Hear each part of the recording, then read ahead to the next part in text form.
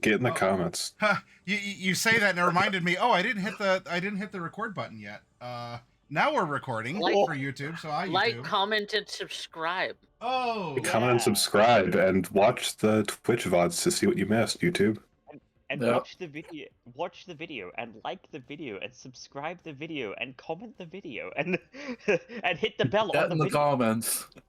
the last game that went up was the Tabula Rasa VTM one. I have all the parts for a Veiled Threat, which just finished up. That was the Halloween crossover with you all, kind of indirectly with your characters. So that'll be going up, and then we're gonna have well, we're at session 9, then getting Night City 64 caught up on YouTube as well, so you all can go back, watch, laugh along with the role play opportunities that pop up every game so far. It's been pretty consistent. We've had some pretty good failures, some pretty good role play opportunities. And we'll see what tonight holds. Skill is cursed. For that. So I guess a bit of a round robin then, because I want to see how far we can get through the electronic fair tonight. We might even be able to get through all of it, depending on how things go. Not that I'm not looking to rush things. We're not constrained. Like, this isn't, you're gonna upset me if you don't, dance to the tune over 2 or 3 episodes. But I believe that we'd be able to get through the electronic fair tonight in pretty good order here.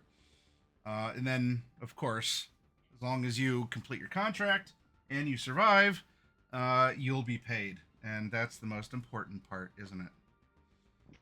So any sort of round robin stuff that you all want to shout out? I mean, Coffee, of course, you're streaming. Chameleon, you're streaming. I'm a streamer. Occasionally, yeah. On the weekends, usually. Did you start your? You're doing a mage game, right? Lethality. Are you streaming that, or is that an offline, or like just a Discord among friends? That's a Discord among friends thing for reasons. Okay. Because look, I'll put it to you this way, Maddie. We have we have someone in the party whose practice involves chaos magic and Malefica. It involves like ritualistic sacrifice and things, so not really super Twitch appropriate, because I want to make sure I do that character justice, which means the descriptions are going to go way past Twitch TOS. However, someone has been recording it, and because Raven's been recording it, and if you would like those recordings, I can get Raven to make them available to you. I might be interested in peeking in and listening to what's happening. Yeah, I mean, I'll also give you an invite to the server too, so that if you're around and you want to listen in while an actual playing is going on, I can do that as well. But yeah, I'm running a little bit of mage, little bit of this, little bit of that, little bit of some other things. I wish I had time to do more. Yeah, but we all do. Don't we all? Life. For those of you out there, if you're not familiar, Mage is a World of Darkness game. So if you hear Mage, you're like, oh, cool, like D&D wizards, or is this like Merlin or Harry Potter?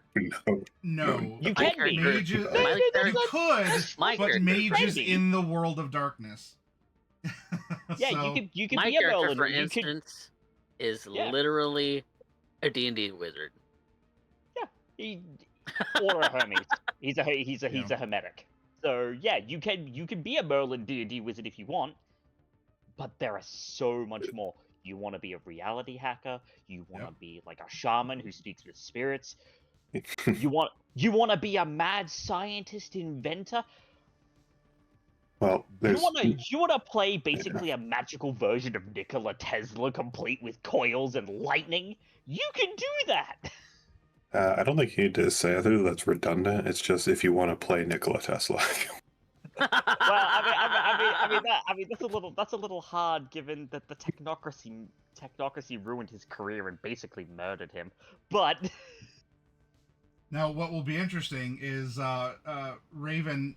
If you've never played Mage before, and you're doing the recording or you're participating in some way, Raven is playing, yes. Okay, then whatever lethality is demonstrating, would give you some interesting insights into what is happening in Cleveland. Obviously, you all are vampires in Cleveland, and by being a vampire, you're almost a demigod among humans. At the same time, you are the low man on the totem pole. You are you're the least effective supernatural creature that exists.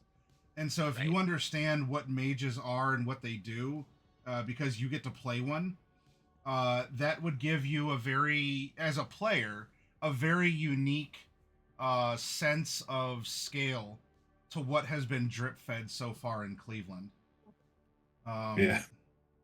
So, enjoy it and realize that it's too late to turn back. You all are, as vampires, already chose the path of going X-Files, Supernatural, the vampires that hunt vampires and ghosts and other things that go bump in the night.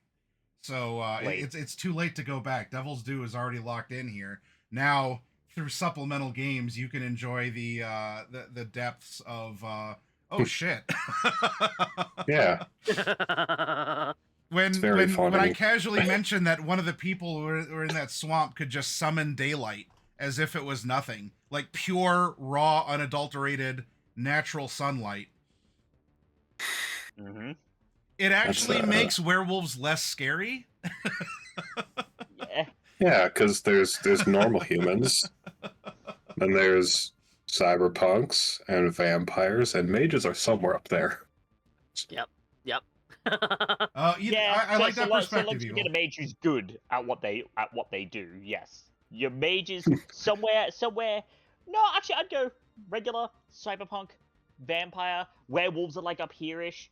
Your regular like starting mage is like somewhere between here and here. Oh yeah, starting mage, you're like whatever. if you reach the actual heights, well, I can't reach my ceiling, but it's currently like 6 feet above me. So yes, between cyberpunk, vampire, and mage at their peak, it's just the consistently bigger fish. Yep. Yeah, that crossover was fun also to weigh in that scale, and it was very interesting kind of getting insights, especially because for where you all live, as my cyberpunks, talking to you as my players with your characters in Night City and 2064, everything is so shitty and fucked up that you made the vampires want to go back to Cleveland because they can't deal with Night City. This should be their paradise. There's no masquerade. Who cares if you can run 60 miles an hour down the highway? It doesn't matter. But things are absolutely so shitty that you made vampires go back to the masquerade in an ultra-orthodox city. Ultra-orthodox Camarilla City. Yeah. Shit's messed up when the creatures with no souls don't agree with you. I've sold my humanity, and I don't be here. Maddie, with what Raven's referring to as well with Iris's prelude, I'll sum it up in the NC64 text chat for you. But needless to say, it was a bit of a system shock. Like, even for someone who is like prepared to play a dark character, I think what happened was a bit of a system shock. Have you checked out? Are we talking the general term, or do you mean this in like the video game leading into technocracy system shock with what's her name with the circuits coming out of her face? With Shodan? No, that was somebody else. Okay, all right. Because hey, it's Mage. I'm willing to accept that it actually was System Shock, or Bioshock. Yeah. I mean that as a general statement, but.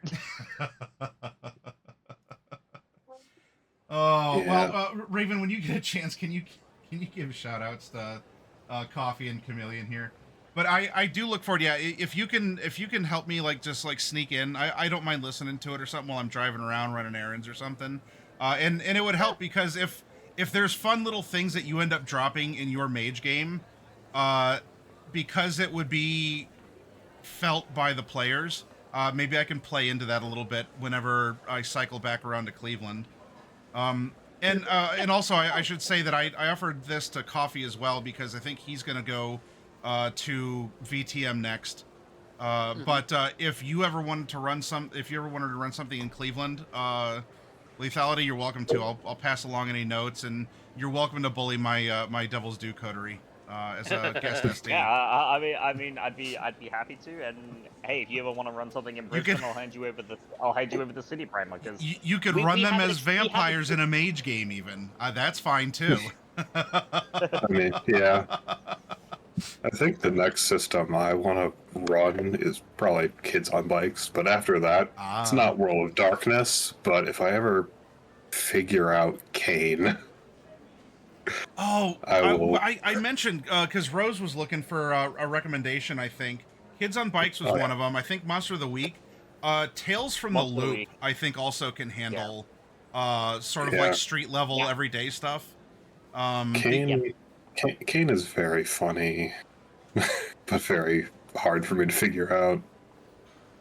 It's got the whole thing like action rolls, hard, risky, and all that. You know, you got stress, injuries, divine agony. Ooh. It's a very interesting system. You have blasphemies. And, it's all about sins and psychic power. I guess not so much the psychic side of things, but of sins and of a sinful city. We'll plunge ourselves back to the convention center, which is in Pacifica. This is the up and coming expansion to Night City. It's it's the Beverly Hills, the Malibu. This is the tropical, expensive place to live.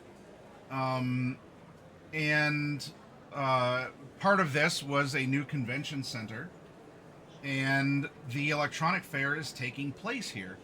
Everything is bright, as of course the city going into this renaissance from a lot of the past, the 2020s. Of course, Cyberpunk Red itself by default is 45, so in the 40s. And we're taking the next leap ahead. We're going one generation forward. So there's been a lot more growth. There's a lot more color. We're playing a little bit into a particular color palette that you all may have picked up on by way of the name of the campaign.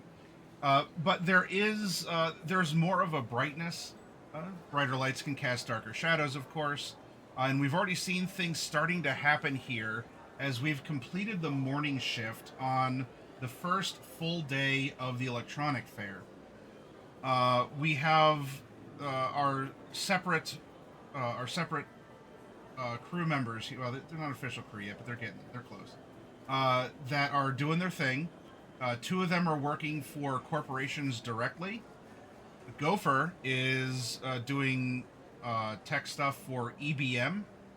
And Kiri is doing security for Segotari. No, Encom. Sorry, Segotari was across the way, and you were witnessing shenaniganery from their setup.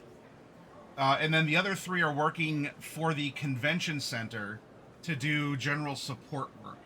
That might give them access to different conversations or resources or abilities to do one thing or the other. There's always trade-offs, and really they've spread them out in a unique way that they're hitting a lot of different levels of this event. They saw that they were not the only group of friends or acquaintances that were getting jobs here as well.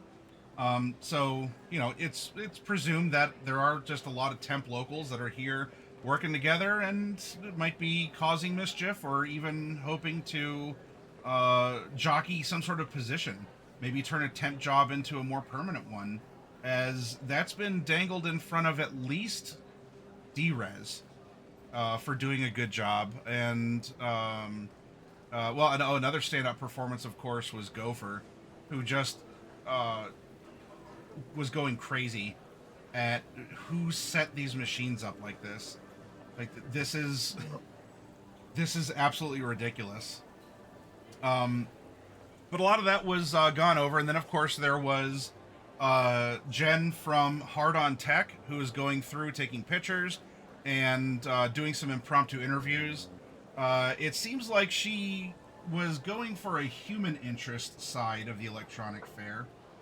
And probably the reason why she's hard on tech is because she's not very tech savvy herself. So she's approaching it from very much a commoner standpoint. And like her or not, it's an opinion that is becoming popular as her own publication has been growing over the past couple of years. She's by no means a huge celebrity. In fact, if you all watch the N54 News, there's some staff like the popular anchors presumably are out here today.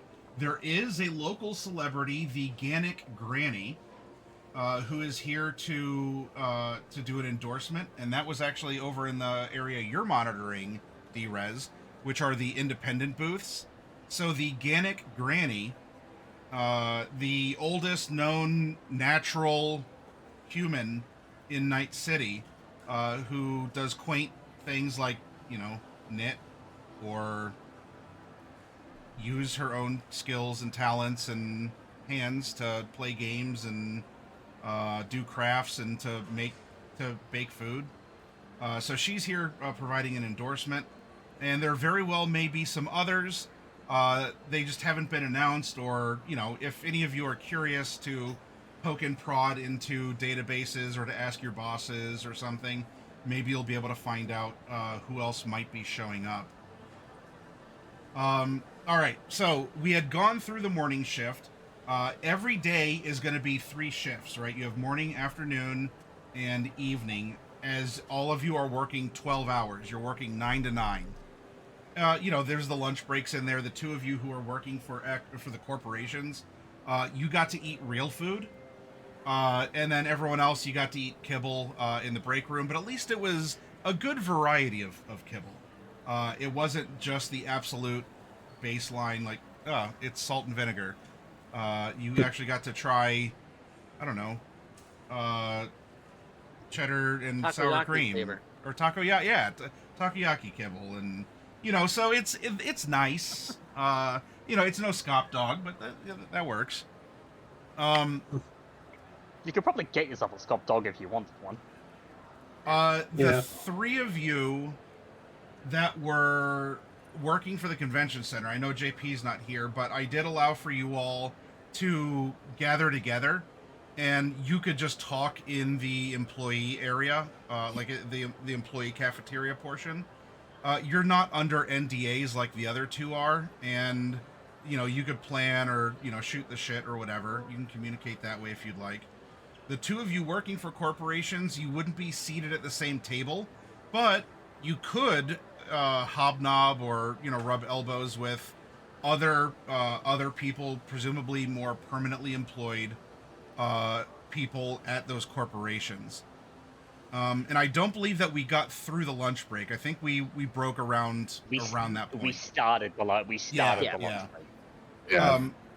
Now we'll put our foot in the door so that when Night Mage does drop by, if he wants to add anything to the convention center employee conversation, we can do that.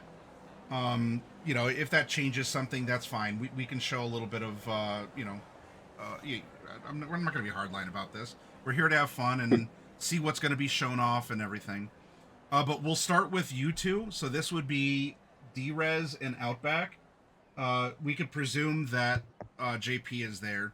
Is there anything in particular that while you are, you're filling your plate with varietal kibble that you want to bring up, talk about, complain, or do you just want to eat in silence, have your break, and then just go back to it? Anything interesting happening on your end? Not really, I don't think so. Just trying to keep a good map of this place in case I need to get to any of y'all real quick. Yeah, but no interesting passengers on the on the show? It was something about some gammy or something. I don't know. Didn't seem to appreciate my chatter. Gannett Granny, you mean? Yeah, that's the name. Don't really know who that is, but it seemed like she was a big deal. If I remember correctly, she's like a variety streamer on some of the big platforms in the Night City, and so she's just kind of a... I don't know. I wouldn't call her a big deal, but she's made a shtick out of the fact that she's not chipped in. Well, that explains the name. Like, I don't even think she has a neural port. I don't think she has a neural link. I don't think she has an agent. Well, if she's Gannic, then yeah, she wouldn't have anything. Explains why she was walking so slow. I mean, I know JP kind of complains all the time about his knees, but he's still up and moving. You think JP has any... JP, do you have any reinforced bones? I don't think he does. No, he doesn't. That's another character point. I know he doesn't. Yeah. Still probably be walking when I'm old. Got a reinforced spine and everything. Really? Yeah, it helps when you drive around a lot in the outback. Yeah, the Badlands can be kind of bad. Do you go off-roading? All the time. That's the best, most direct way to get anywhere.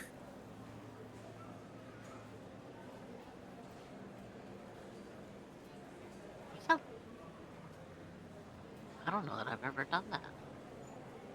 Well, most nomad camps aren't exactly set up on the roads, so kind of required to get to them. I suppose that makes sense. They're kind of a secretive bunch. What I know. Most, yeah. They'll help around here and there. You can find them. It's usually what people like me are for. Are you like a liaison or something? Well, since I can tolerate being in the city, yeah.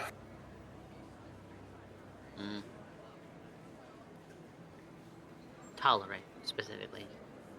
Very interesting choice of words. Oh, I would never want to live here. Why not? Got everything you could ever need. Far too structured. Point. Predictable.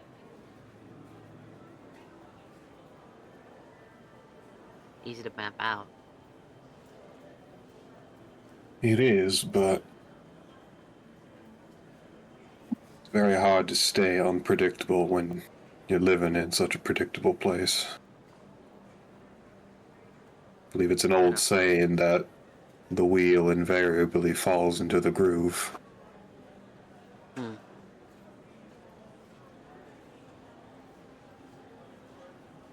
don't like unpredictability. I haven't decided about you. You don't seem that unpredictable. I'm working right now. Well, previous to that, I mean, when we were at the Hook. My preference for unpredictability is a bit more long-term. I think there's maybe a bit of a difference between unpredictability and spontaneity.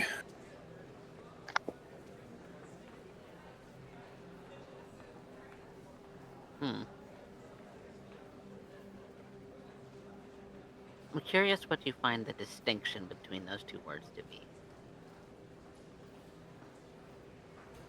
Well, if we keep working together, I suppose you'll be able to find out.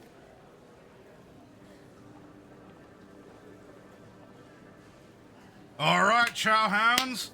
Time to get back to it. Break's about over. Mr. Lass, your supervisor, comes walking in, clapping. Well, he's had an interesting life in maintenance because he has a lot of.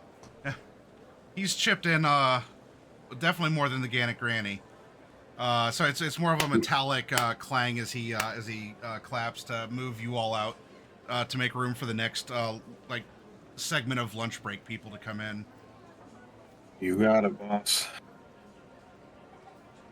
Guess I'll see you later. Stay safe. Always. She just has a big grin on her face. All right, Yeah. you return to InfoSec, and you and then the other returns to the trolley pool.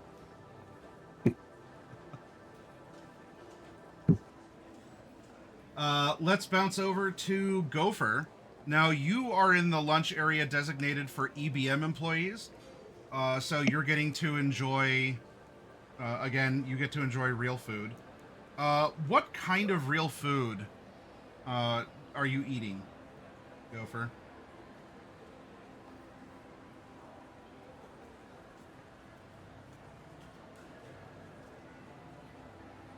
A real salad? Just kibble. You could just get kibble if you wanted. Or maybe you want to go for some real protein, or... I mean, I kind of do, but what do I get? Fruit salad. Yummy, yummy. I can just imagine Gopher standing there in front of like the board that details all the options on it. He's like, I don't know what to get. So many options. Decision paralysis. Pretty much. Every day at Baskin Robbins. I'm sure there's a disclaimer that, for at least for the temps, that if you're used to a kibble diet, eating real food might cause digestive issues, since your body's not used to it. So eat with caution.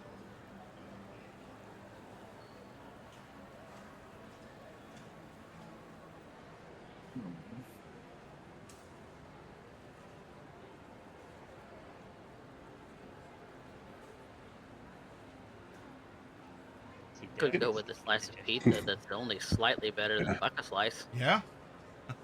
I mean, I did say it as a joke, but actually, like, a fruit salad in a world like this would be top tier. Actual fruit? Yeah, actual multiple different fruits. Small amounts, but variety. Fresh fruit. A microdot fruit salad. How gastronomic. Dippin' Dots, but fruit. Yeah, literally. Yeah. That's what fruit salad flavored kibble is. True. No, I was... Outback puts his fruit salad kibble in the freezer. Well then, yeah. So like it's go for meat and taters. Yeah, is he getting an hamburger? Yeah. And it has actual synthetic beef. It's not tofu. Made with real synthetic beef. Yeah. That's what easy beef is. 100% all natural grass-fed synthetic beef. Yeah. They just put they put Hello, so right much here in the Biotechnica Flats of Night City. They just put so much. They put so much in the front, hoping that you'll get bored and stop reading by the time they get to synthetic. This is completely aside, but it's a video worth watching. Years ago, The Onion used to put out like little news clips, and one of them was a morning show series that they did, and they had someone from Taco Bell come in talking about the new menu items at Taco Bell that take no ingredients from nature. And like that was the big selling point. They help preserve the environment because nothing is taken from nature to make this food. and that like that's you get the corporate selling point. It's No nature was harmed in making this food. I And speaking of Taco Bell, do you want to get the orange chicken burrito? Oh, that's right. You could get, you could actually get it. They would provide it to you. I mean, out of anything that you would get, definitely no fresh chicken right now. We're kind of against birds at the moment. Yep. Well, I mean, they probably do have real chicken, but it's probably not like free range. You know, it's probably like sterilized facilities. I'm pretty sure the fresh chicken is not given to temps, even if they're working corporate, just because of how hard it would be to get chicken into Night City right now. Chicken in 64 would be banned, pretty much. It still is in 77. Yeah. Surprisingly, not stopping Pacifica. Nope. Nope. So, yep, go ahead. What's on the meal? Burger and fries. Easy beef with Kraft cheese. Yep, there we go. Yep. But actual potato fries. So as you're sitting and eating, are you looking to dine alone? Like you're just kind of looking for a corner to sit and be quiet? Are you looking for someone else? Maybe you've seen this person on the floor working, or this is someone who would look more like a supervisor or manager. Do you want to sit next to someone and listen in, or try to socialize and ask questions? How would you like to approach this lunch?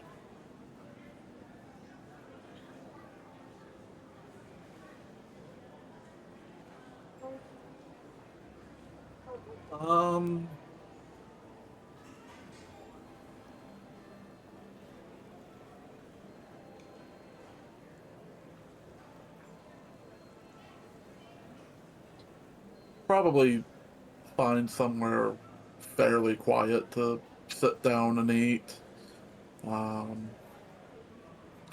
Otherwise, probably just keep his ears open. Okay. All right. So, kind of sitting off in a corner, doing your own thing, enjoying your, close to as real as possible hamburger and fries. Keeping your ears open. Sure, go ahead and roll a perception, and we'll see how much, if anything, you perceive in the lunchroom.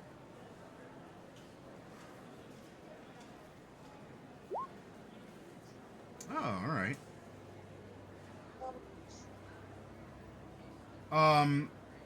You overhear some people who are, they wouldn't be floor level technicians like you. Definitely not in the super expensive suits. So somewhere middle management, or maybe they're going to be presenters since their dress is a little bit fancier than like a tech uniform, or even just like a 3-piece suit.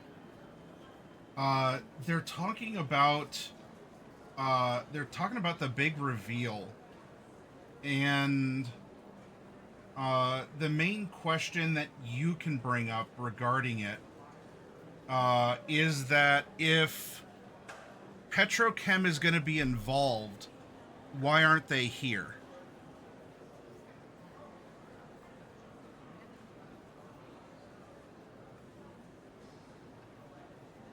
Mumble, mumble, eat, eat, sip, sip. We better go back and get going. And then the people you overheard get up and go. I think the other thing he was going to do at some point during, or a couple of the other things he could do at some point during the break is ask his supervisor about what the plan is for the damaged card. Oh, and then, okay. Kind of before going back to work for the next shift, kind of get makeup kind of brushed up. Yeah, to be presentable, so you don't have a cracked smile from all the foundation. Yeah.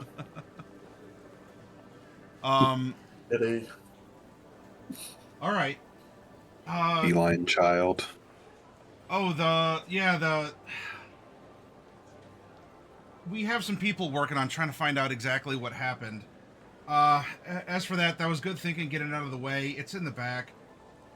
I don't know. I'm gonna have to talk to my boss about it, see if it's just gonna get scrapped or if it's something that we still intend on trying to repair or make some content out of to showcase. I don't know, one thing or another. I'll get back to you on that. That's a good question, though, Gopher. I mean, if it's just the port, then should be a pretty easy repair. So yeah. Hey, you know what? If you think that's something that you can do, and maybe we could even turn that into some sort of content. Don't let something like this go to waste.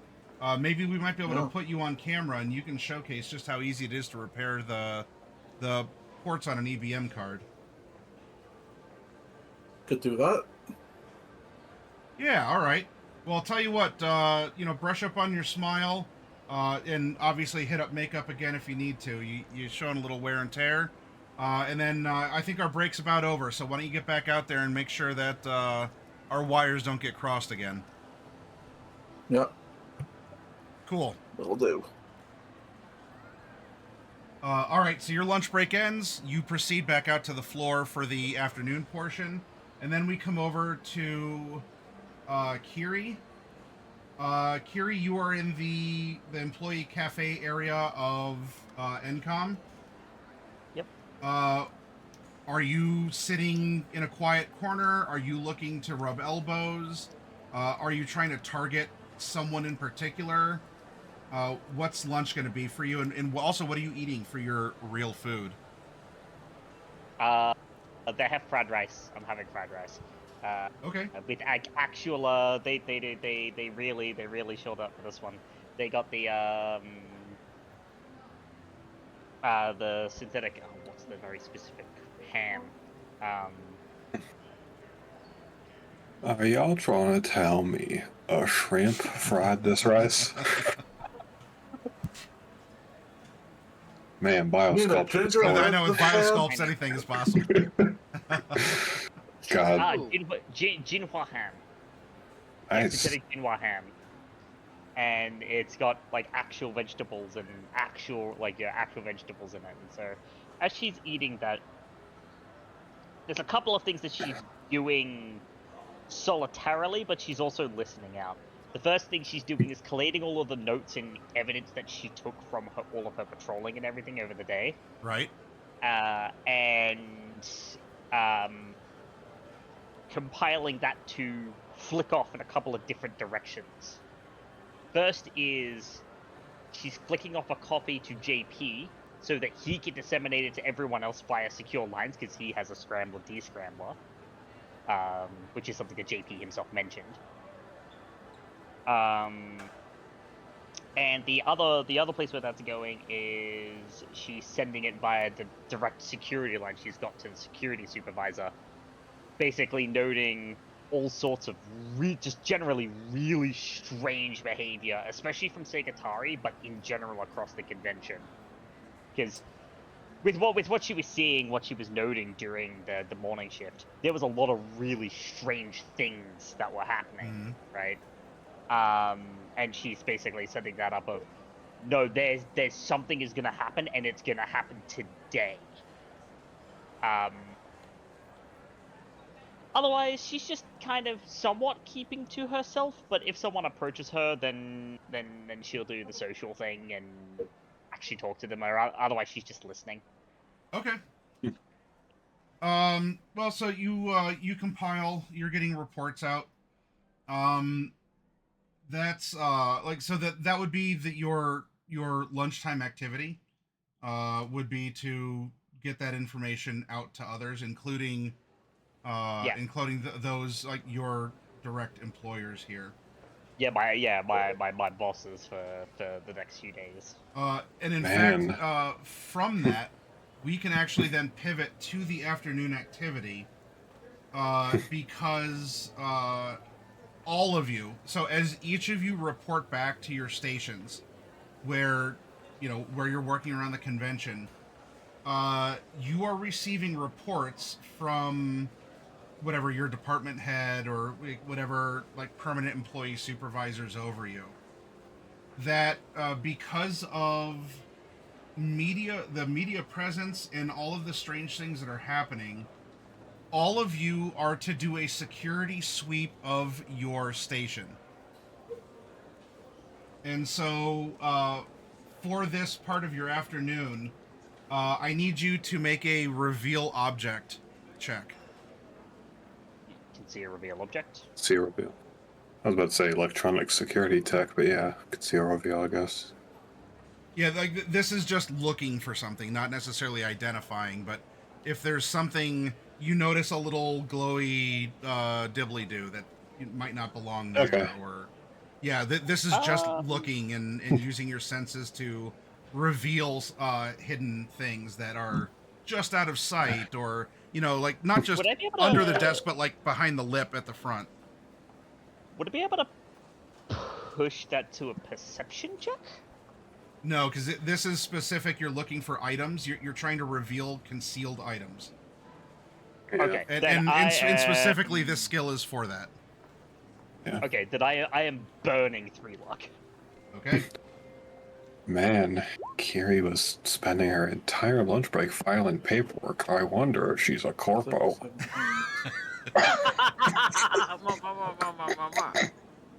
13. I am also. I've got 2 Fickle God's favors. I'm gonna spend those 2, so I'm gonna push that to a 50. I am going to declare it up front that I am putting 2 luck on this as well. Yep. No, I chucked 3 luck in to begin with, rolled it, and then spent my 2 Fickle God's favors. That's a 13, so that's every day. So you want to know the issue? The issue is that conceal reveal object is an intelligence skill. Yeah, I know. I have an intelligence of 5. Same. Oh hi, I have an intelligence 8. Yes, I'm aware. Oops. Nerd. I accidentally clicked it again. Whoops. I am going. 9. Oh, I put 2 skill levels 2 on luck it. down as well 2 luck. for Yo! 26. Wow. Let's go. Man, Gopher might get employee of the week here with the scores you're pulling in. Yeah. Gopher's going to get employee of the week in this thrilling job. JP if we were and the playing at gang a doing table, honest week's you work. would see that I have it open in a spreadsheet. I'm taking notes of your scores as you're doing your jobs. So Nice. we'll see what happens at the end of the convention. This is my favorite mission in Cyberpunk, an honest day's work. Let's see. Well, I got actually, that is actually. I got a 15. That's not bad. Well, I mean, that's actually a really good thing though, because of the fact that because you're doing an honest day's work, it means you have plausible deniability for just about everything. It's a really good alibi to do an honest day's work. Right. Let's not make this our MO though. No. Our modus operandi, everywhere we want to do a crime, we get hired first. Yeah, no, that's you just case an it. easy way to get caught. You leave a paper trail if you do that, but it would work. Man. Imagine what it would do for our employment record, though. I could do that. D-Riz takes real jobs. Did you roll twice, Chameleon? I accidentally clicked it again, yes. Okay. So just the worst one is what I got. Yeah, 11, and then you put 2 points into that? And I put 2 points on that, so that's 13. Alright, and then we'll float JP when he gets in. Okay. But Gopher needs to roll conceal reveal, doesn't he? Yeah, he rolled a crit. Yeah, okay, never mind. I'm dumb. Yeah, I'm on fire. Apparently, I'm on fire today. Hey yo. Yeah, and, I'm trying my best to not be on fire. All right. Don't be on fire. Get good.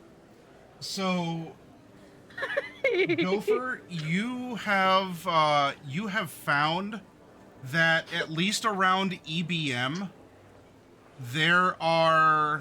It wasn't just wires that were messed with. You are finding little like coin-sized objects that don't belong in these around these EBM machines. And you've done a very good job. You've impressed your supervisor again by finding these things and reporting them. So your soup will collect them and get back to you on. If you see any more, of course, report them and go from there. Now, Kiri and go ahead. Something else I was thinking about, and Gopher will probably ask JP's opinion on this, is since Kiri's sending us all of the security details they've noticed, if it would be a good idea to go and pass that on to the supervisor as well. Yep, I will note what Kiri would have sent would have been, like, from an NCOM side, would have had all the NCOM side stuff redacted. It just would have been shit that she noticed while she was patrolling. Yeah, remember that you did sign NDAs. So if it is discovered that, proprietary, like, the information about the company is getting out, she left all of that out on purpose because she's ex-corp. She does that just on that's second nature to her to do that. So that's up to you. So it comes through as, I guess you could try passing it off as technician's intuition that other companies are probably having this problem too. That's up to you, Gopher. Or you could just sit on this and, you have the information yourself that this sort of thing is, you can sound like the professional because you have this knowledge, even though it came from outside of you. That's your call and what you'd like to do here.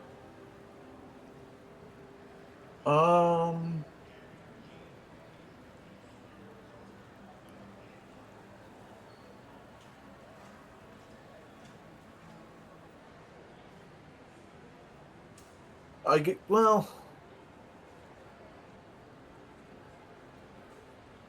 guess I'll make mention of kind of the suspicious way that, like, the fact that all the Segotari machines are facing one way, and that seems a little odd.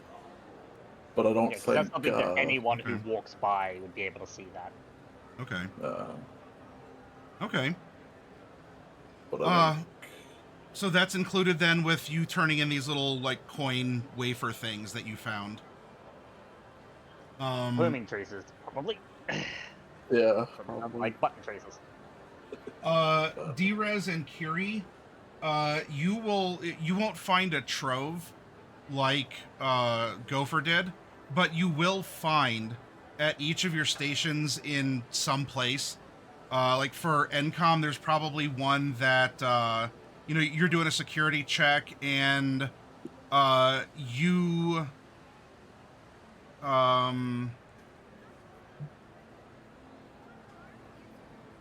check out one of the VR head display models that they have.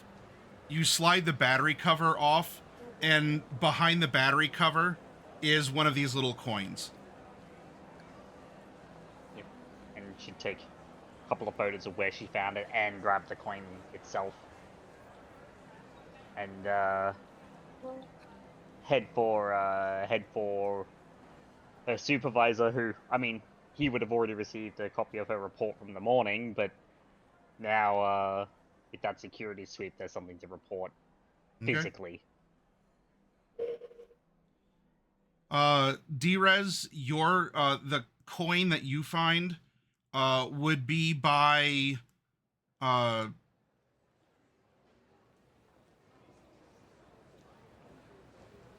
it'd be underneath a little like solar powered hula girl sitting on the desk by the window that would look down over the convention center, because you're up in like the infosec area. to do your network stuff. And so at some point there was an employee who had just this little solar-powered hula girl, and as you're sweeping your station, you pick it up and like, oh, all right, well, there's a coin there. Also, her panties are green, but that's a side note. For the coin, does it just look like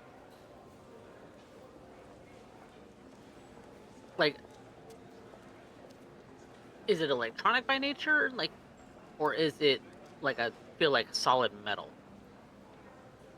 It feels like a solid metal. So it's not a coin that it has really any indentations or it doesn't have any pictures on it. Maybe a better way to describe it would be a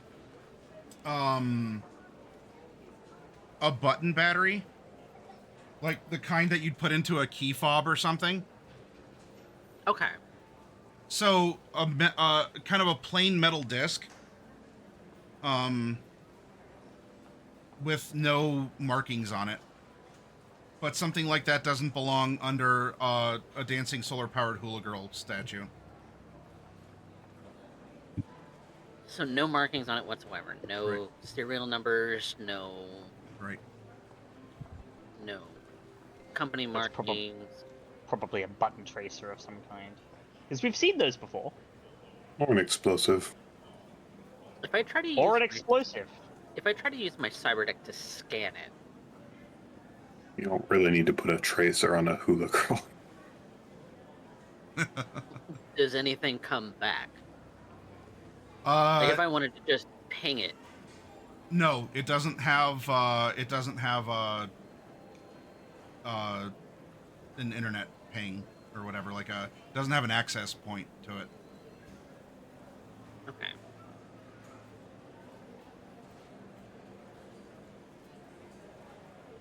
And it looks solid. It doesn't look like it's two pieces put together. Right.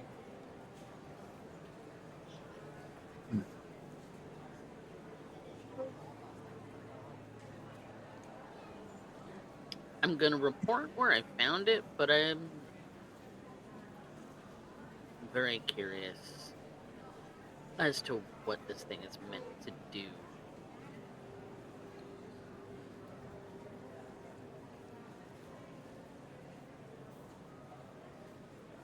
You gonna turn it over to your supervisor? Do I know what kind of metal it's made out of? Silverish looking metal, so it could be a lot of things. Is there a way to tell if it's magnetic? If you have a magnet. I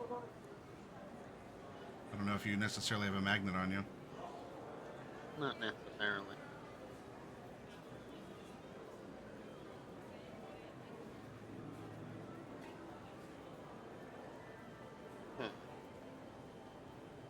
Well, I mean, it was sticking to the bottom of that hula girl thing. The little hula girl thing, is there anything odd about it? Just a cheap plastic, you might see one on someone's dashboard, or whoever's office this is or was this person thought it was appropriate accoutrement to have her dancing in the daylight LED lights of the office as a distraction or something entertaining. Is there a computer terminal for this person's desk?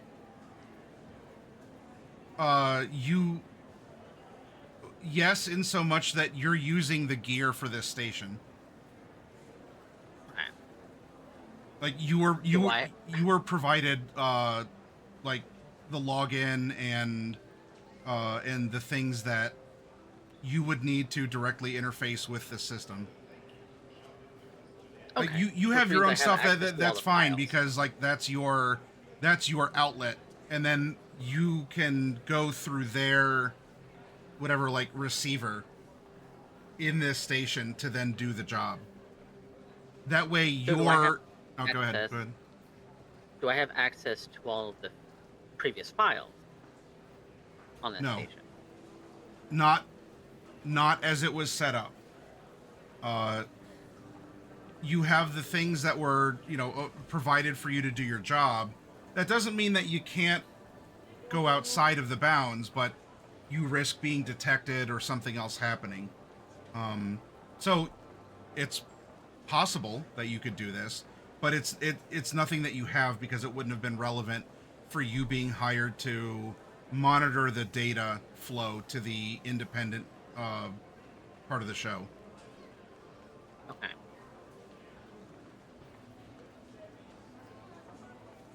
And nothing about that data flow even vaguely mentioned something like this? There were some weird backdoors placed in various independent businesses that bought a booth. Yeah. And the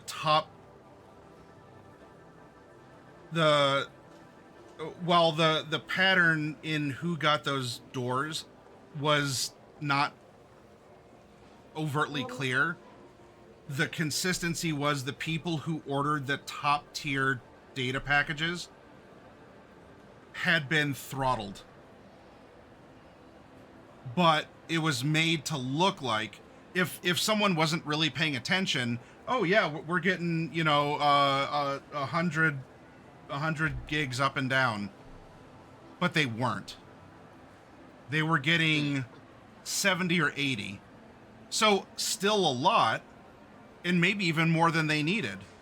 But they were being throttled to have maybe that signal go somewhere else or something.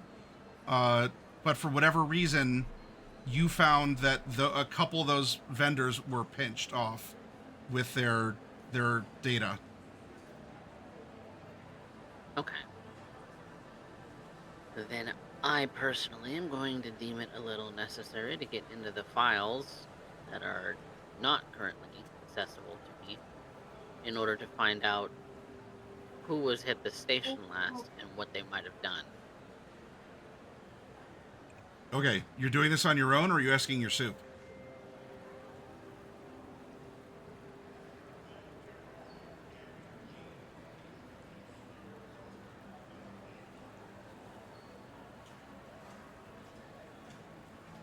Possible deniability, D. Yeah. Asking the supervisor. Okay. That So pains you to say. It does. So you're handing over the button and you're asking for permission to look into who was which temp or whoever was at this station last. Who was working at this station last? Because I suspect that with the data throttling, someone wasn't in. Okay. Someone was the go-to, and they may have worked at the station. So I need access to all this. I need access to the whole security room.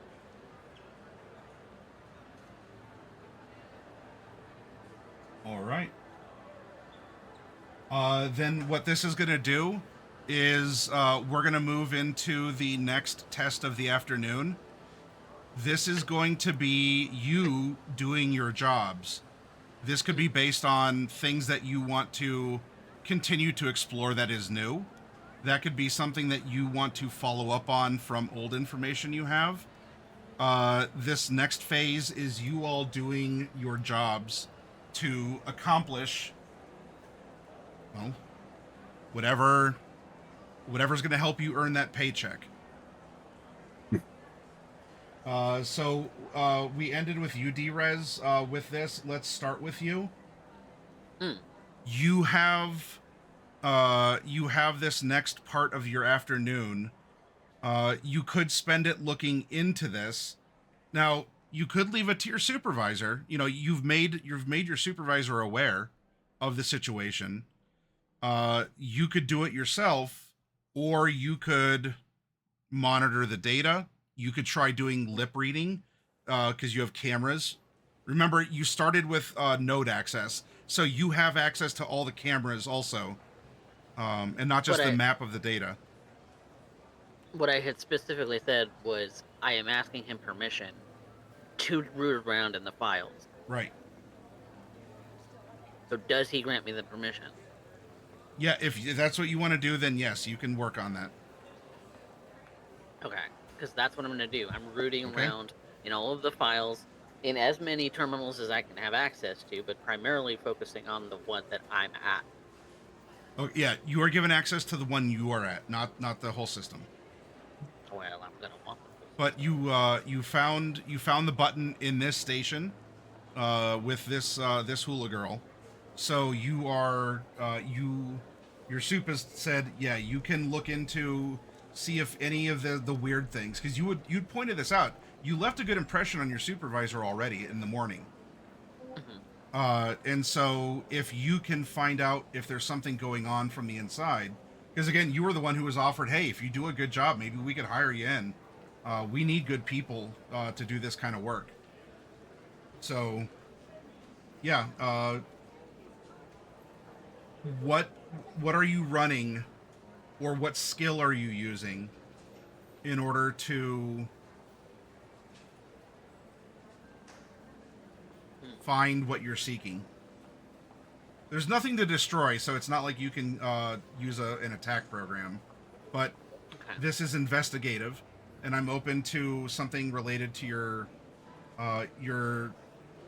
career as a net runner, or if you want to approach this through a skill, you can do that as well. Yeah, I'm thinking some kind of skill. Because I took some ranks in science and computer systems. Okay. I'm looking through the terminal, including any kind of deleted data.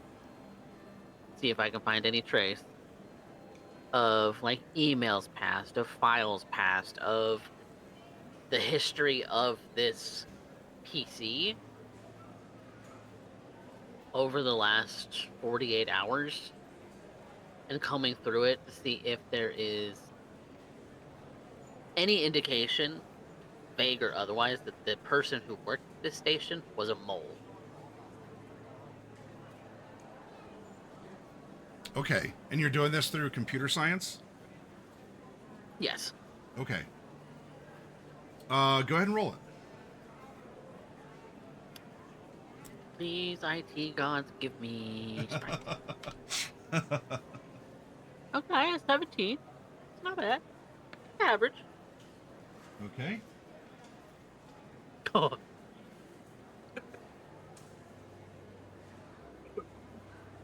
I win. If that's a contested roll, I win. Yes.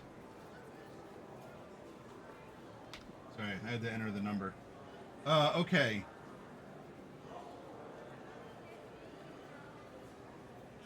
In going through things,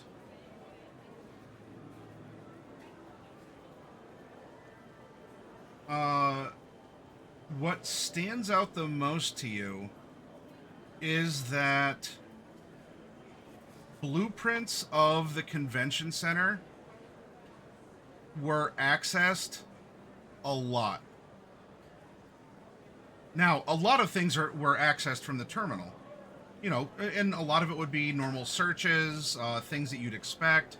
Like logging in, okay, view this window for data flow, or blah, blah, blah. But there was this cycle of repeatedly coming back to check the blueprints of the convention center. Okay.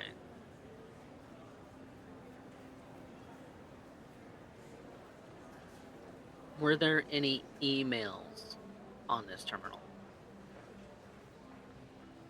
Of note.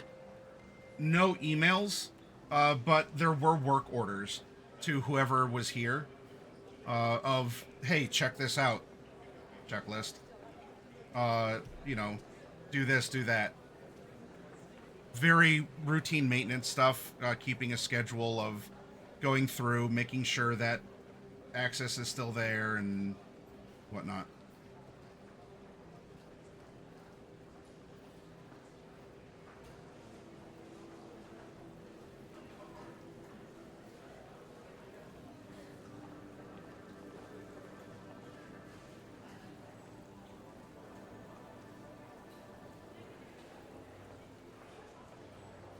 gotta be some way that I can determine why they would need repeated opening of a image. Is it an image file Yes. of the blueprints of the whole convention center? Do these blueprints include indications of things like HVAC, like duct systems, like air control, like is that mapped out on this This blueprint? is structural. There are so there would be some hints of things, but it's not showing the wiring, or it's not showing, oh, this conduit goes to here or there. It might show that there's a conduit, but it's not the electrical map or the plumbing map or the data map. Okay.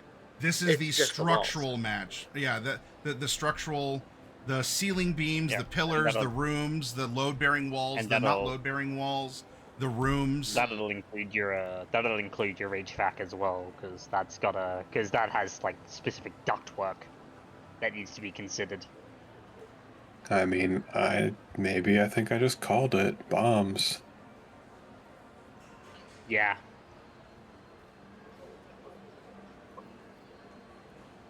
I don't really have a way to analyze the thing.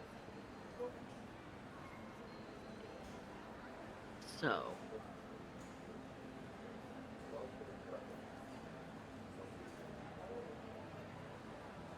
okay, so there was no communication between this terminal or other terminals in order to determine anything except for work orders. Those work orders, you said, were pretty standard fare for info security. Yeah. Yep. Maintenance, really. There's nothing that seemed urgent. It's just, hey, every 15 minutes, check the latency of something. Every blah, blah, blah, do this. Okay, so IT maintenance. Wow.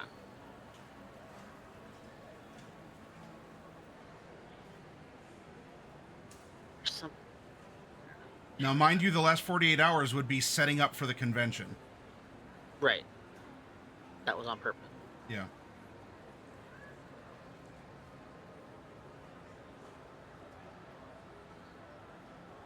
Why would you need a set of blueprints for the entire structure if you're setting up and you're meant to be basically in your own lane, as it were? Yeah, that's one.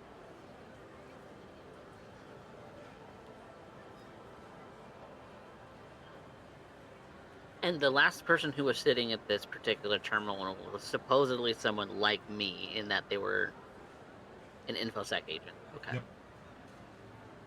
Yep, very well could be a temp like you as well. Just hired in to, do maintenance, make sure everything's cleaned up, cleaned out, so that the settings, like whatever the vendors ordered then, you've tested all the wires, you've tested all the Wi-Fi signals by sending packets or whatever.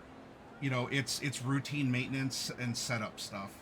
And then that job was completed. Any encrypted data? What's that? Any encrypted data? Well, there would be a natural encryption for the data passing through, by like vendors who would be using their own, their own ways to encrypt their data. They'd just be carried on the internet provided by the convention center. I don't know enough about what I'm doing to really give myself an idea of what to do.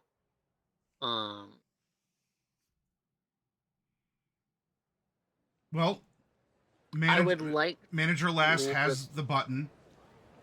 Your supervisor is aware of a problem. You haven't said you've reported what the problem is yet. I'll leave that for you to actually communicate, because maybe you don't tell your supervisor everything that we're discussing. Maybe you do. I don't even know that I know. So I as a player don't know what it is I'm looking at. what it is I'm doing necessarily. The person who was hired here last, before you, was performing routine maintenance to set up for the convention. And outside of performing the tasks, was consistently looking at structural images of the convention center. So, question. Were they... So... What am I asking? I don't even know. I'm so fucking brain dead. It's been a day, right? Retail at Christmas time. Yay! Ew. Ew. Don't do that. If you're having trouble in character, you could just ask directly. I'm not even sure what to ask directly because I have in my head hit a brick wall. Okay. Tell you what then. No, hang on. Where I feel as if I am missing something. Okay. Personally. Okay. I feel as if I missed something in the details that would be something that I could latch onto, because right now it seems like a dead end. So what I want to ask is, can I roll deduction? Okay. To determine what it is what D-Rez is looking at. Like, what she would suspect from this information.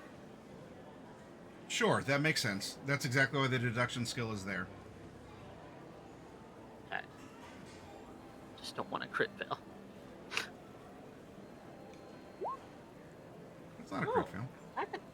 That's near a crit success. That's a 20. Okay.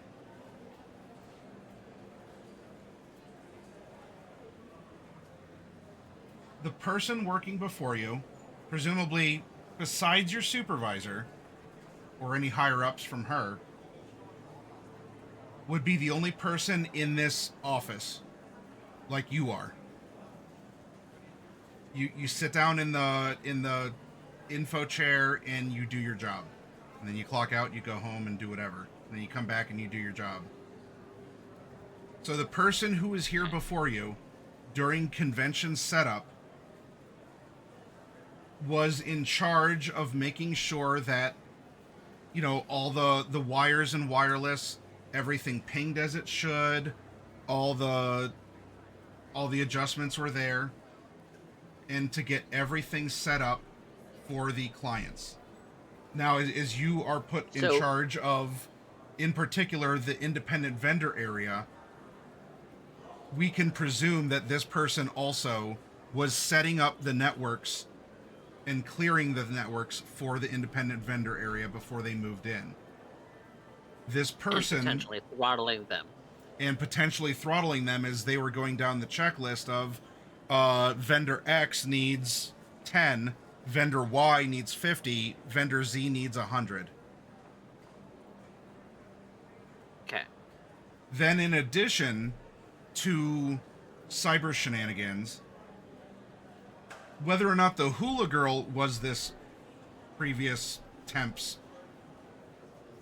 there is a little toy solar-powered dancing plastic hula girl that on the underside had a little, looked like a coin or a little button battery. It looked solid metal. And it does not have internet access. Okay. It wasn't pingable at all from any kind of electronic standpoint.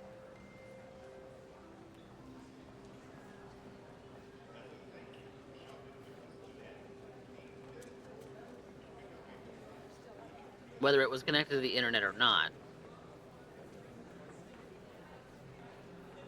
I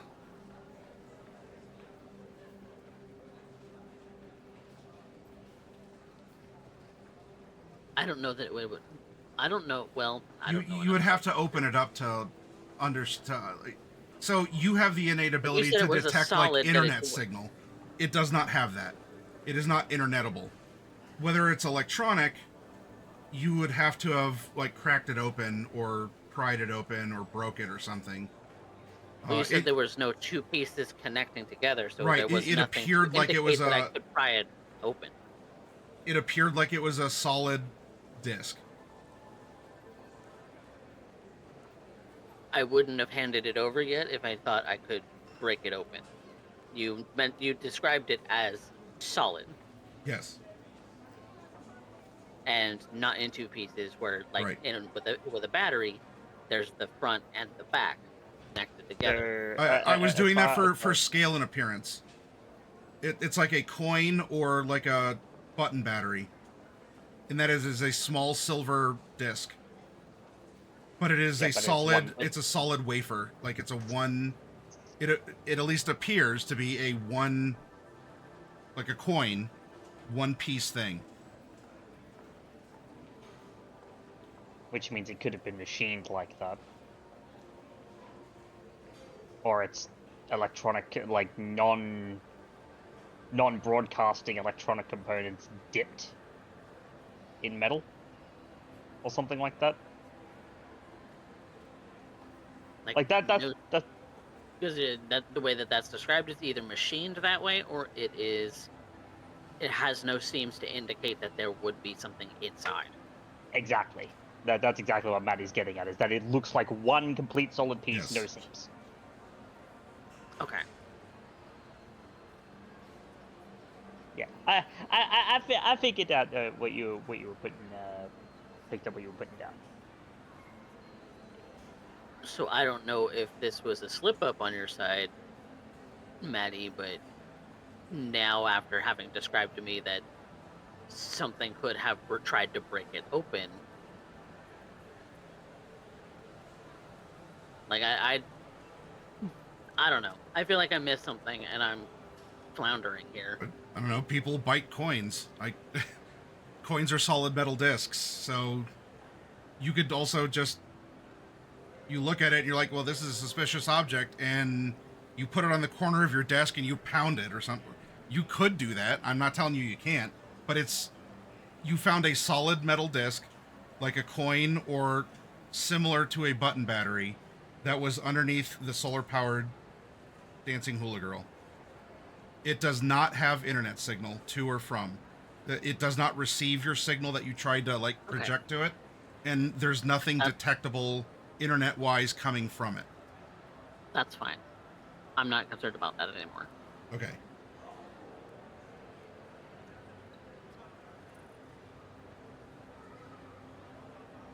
We can move on. Okay. Let's go to Outback.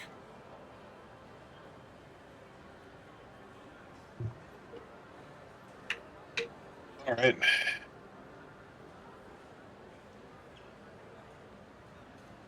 Let's do that. You did not find, doesn't mean that there weren't any, but you did not find any of these wafers that we've been talking about, these coins.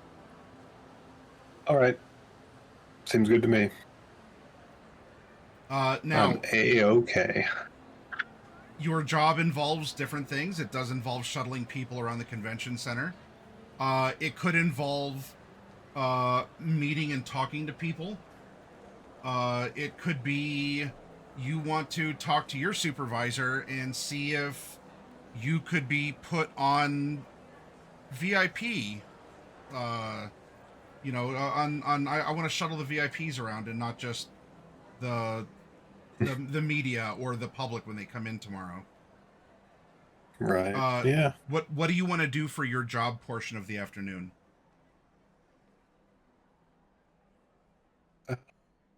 Let's see.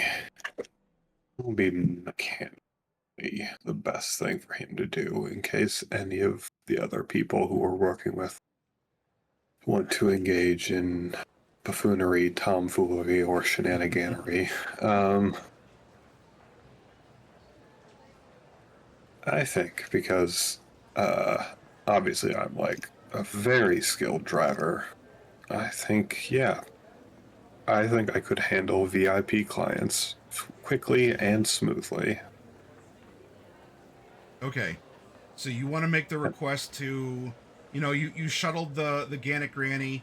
You think that you can do better, and that you want to just be the, you know, the get that person there and back. We'll let them do the talking, kind of a thing. You're here to drive. Yep. Okay. So while you may not necessarily engage with VIPs, you will have to butter up your soup to be put onto that route. So pitch me an idea of a skill to use to convince your supervisor that after your encounter with the Gannic Granny, that you could be trusted with other VIPs. Yeah. Well, I mean, the obvious answer is persuasion. But I was looking at my skills and I'm like, yeah, I'll definitely use my skill in Muay Thai here. Well, I'm sure you could get a result of some kind with that. Yeah, no, persuasion assuredly is the way to go here. Sure. And I will put, I'll put another 2 luck on that. Okay.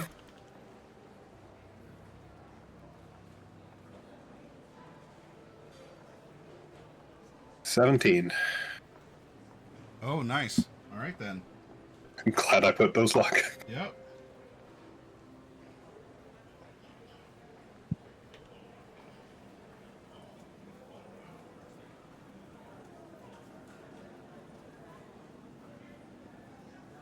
Put on my best southern charm. You know, Outback, as far as things go, I think you'd left a somewhat decent impression on Granny there.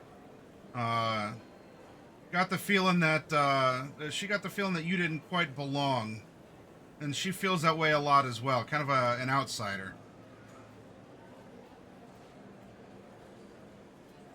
Oh well, she is certainly a kindred soul. Tell you what, you can keep your mouth shut, and you can get people, you can get the VIPs to and fro. I can put you on that duty.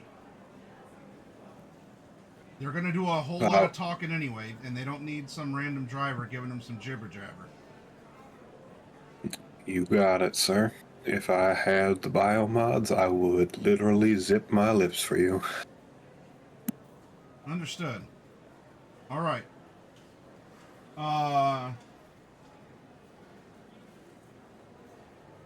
In about, you go swap out the normal transit for the special VIP shuttle. Granny turned it down because she didn't want to be any different from anyone else. Our next client's gonna want the better shuttle.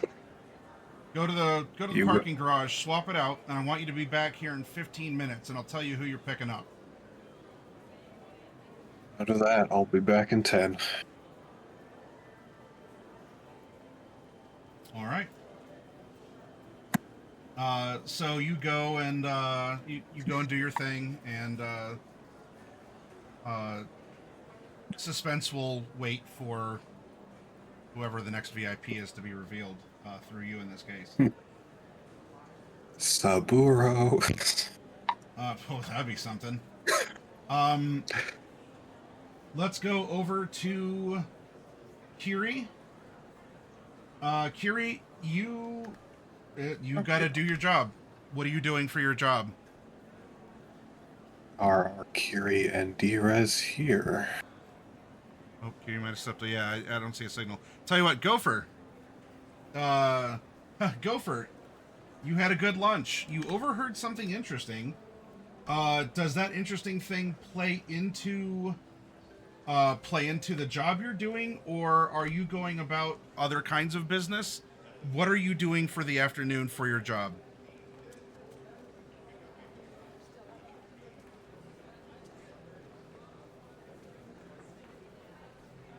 Yeah, sorry, I was just checking the Discord, yeah, okay. We got our Kiri, we got our D-Res back. Kiri had to do a computer reset. Oh, okay. And we'll have JP soon. Just wrapping up with a heating pad. All right. So, Gopher, what are you doing for your job?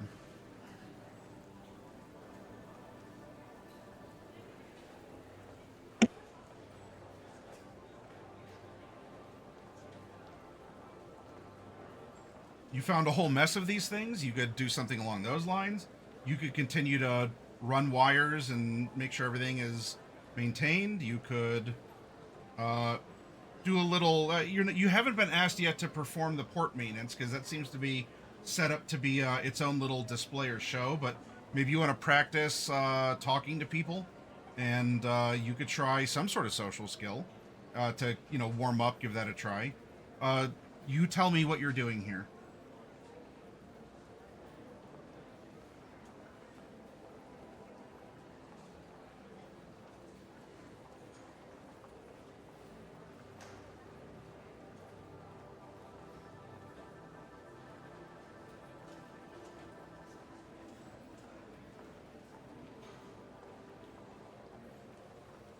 Being attacked, you could investigate the wafers, presumably, if that's curious.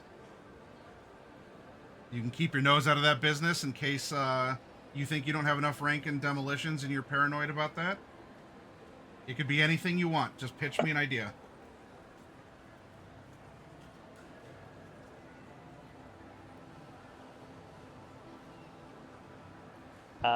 You're muted, Evil. Oh, yeah, sorry. If you were talking, then yeah, if you're muted, I didn't. Yeah. Okay, so there we go. I hear you now. Yeah, sorry. Thank you. I forgot I was. Yeah, because I found a bunch of them, so I'll probably hold on to one. Okay. And then I have my tech bag, so I could at least figure out if they. You could probably figure out if they are electronic or magnetic in nature. Okay. Right. Probably go from there. My assumption is kind of probably a tracking desk, but who knows? All right. Well, first things first. Before we can identify what it is, we gotta get into it. So to crack into this, which skill are you using? What are you pitching to me here? I mean, there is basic tech. That might be able to work. If you have something a little bit more delicate or professional or specialized, I'm willing to listen to that. I mean, there is also electronics security tech. Okay. Which is more for computers and stuff. Okay.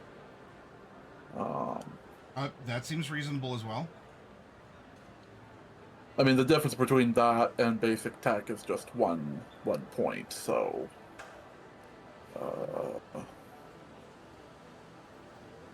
Then maybe as this isn't necessarily technical in so much like running wires or replacing a mechanical gear, the electronics or the security seems to be more appropriate for this situation. Yeah. So go ahead and roll that. Remember if you're... oh, jeez. Come on, Gopher. Gopher, don't crit on a tech roll challenge. Impossible. Oh, man. Wow!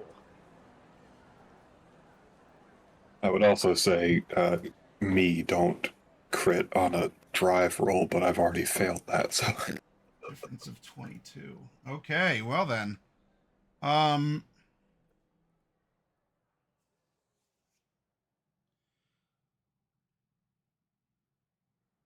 In opening this up,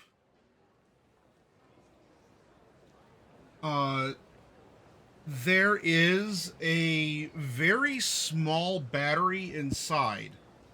So as much as I was describing before to Coffee, the coin or like the bigger like key fob button battery, this would have something like a hearing aid battery, like an actual battery inside it. But like the little ones that are like an eraser tip. You know what I'm talking about? Like the kind of battery that would be in here. Yeah, like a hearing aid battery. Exactly. So there's a minute battery, and but overall, in looking at this, it seems to be like a speaker. It's the way it's set up isn't like a classic. Maybe you've installed, you've installed some systems, for other people in your time. There's some basic principles, but there's something about in the design. It comes across like a speaker, but it doesn't have, like, there's no microphone in. It's just designed to kind of like resonate, but there's no Noise input. maker.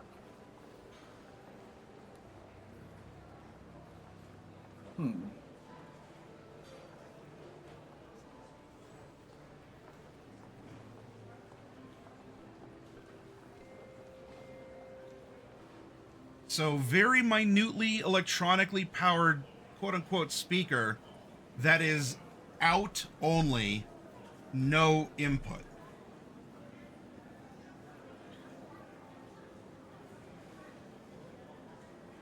Huh. And it has a strange design to it.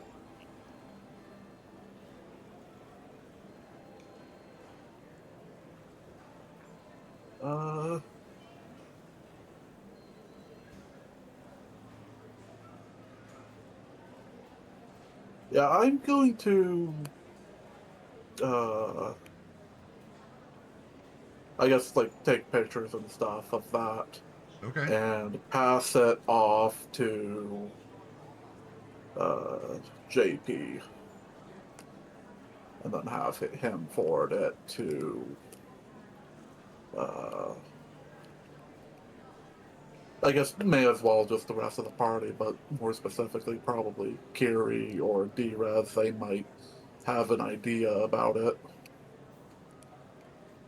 And just kind of note that, during a sweep I found a bunch of them and handed them off.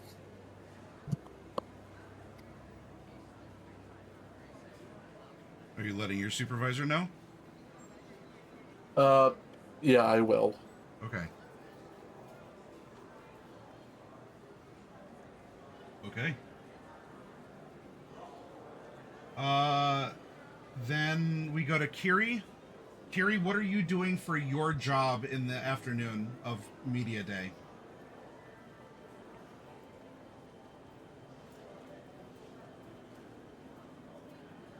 So, what I'm going to do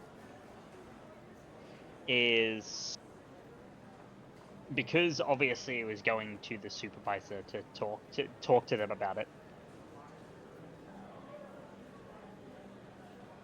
I want to make a convincing argument that we need to go on like full alert because of the fact that now that I'm finding physically placed objects in clandestine locations inside gear.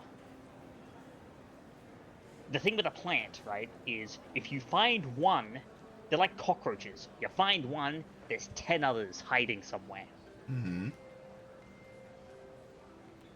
And this is getting making the distinct thing of we're probably this entire booth is probably compromised because it doesn't matter what they are. At best, it's a prank. At worst, it's more.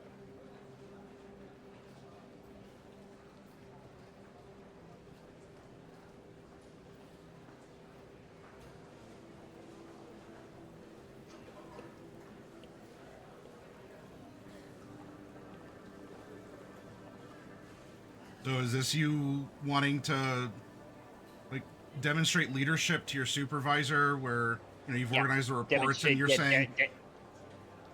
You're saying what you're saying. In my opinion, we have to do an organized sweep. I'll lead it. We're gonna do this, that, and the other thing. Yes. Okay. How are you presenting yourself then? Through which skill?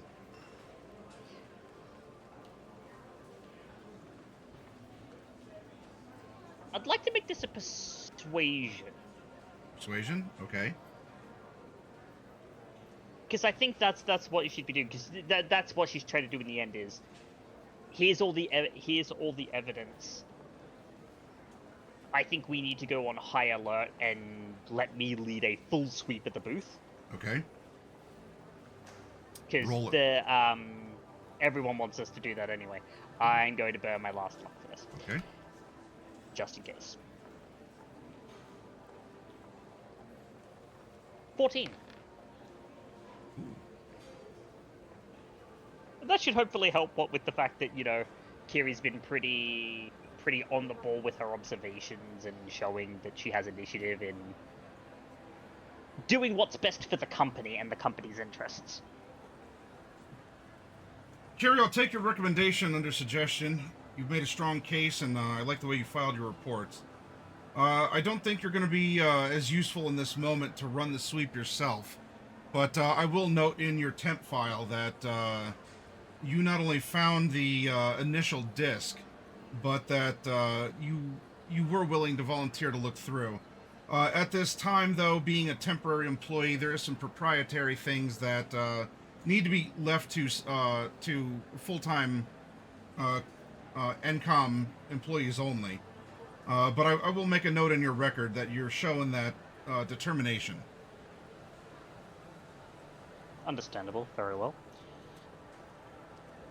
Why don't you stay here and keep your eyes peeled in case you see anything else going wrong? Yeah, I can do that. And she'll basically note that down as a, yep, no, we'll definitely do that, and she's gonna go into full, basically, search/threat detection mode. Kiri's entered sentry mode. All right. Terminator search mode. She probably even flicks the visor down on her outfit for a couple of reasons. Mainly so that people can't see where her eyes are looking. Yep. And your really cool glow suit that also acts as a promotion for an upcoming very immersive video game. Yeah. Allows you to scan around without anyone seeing your face doing so. All right, excellent. Now, the final part of the afternoon.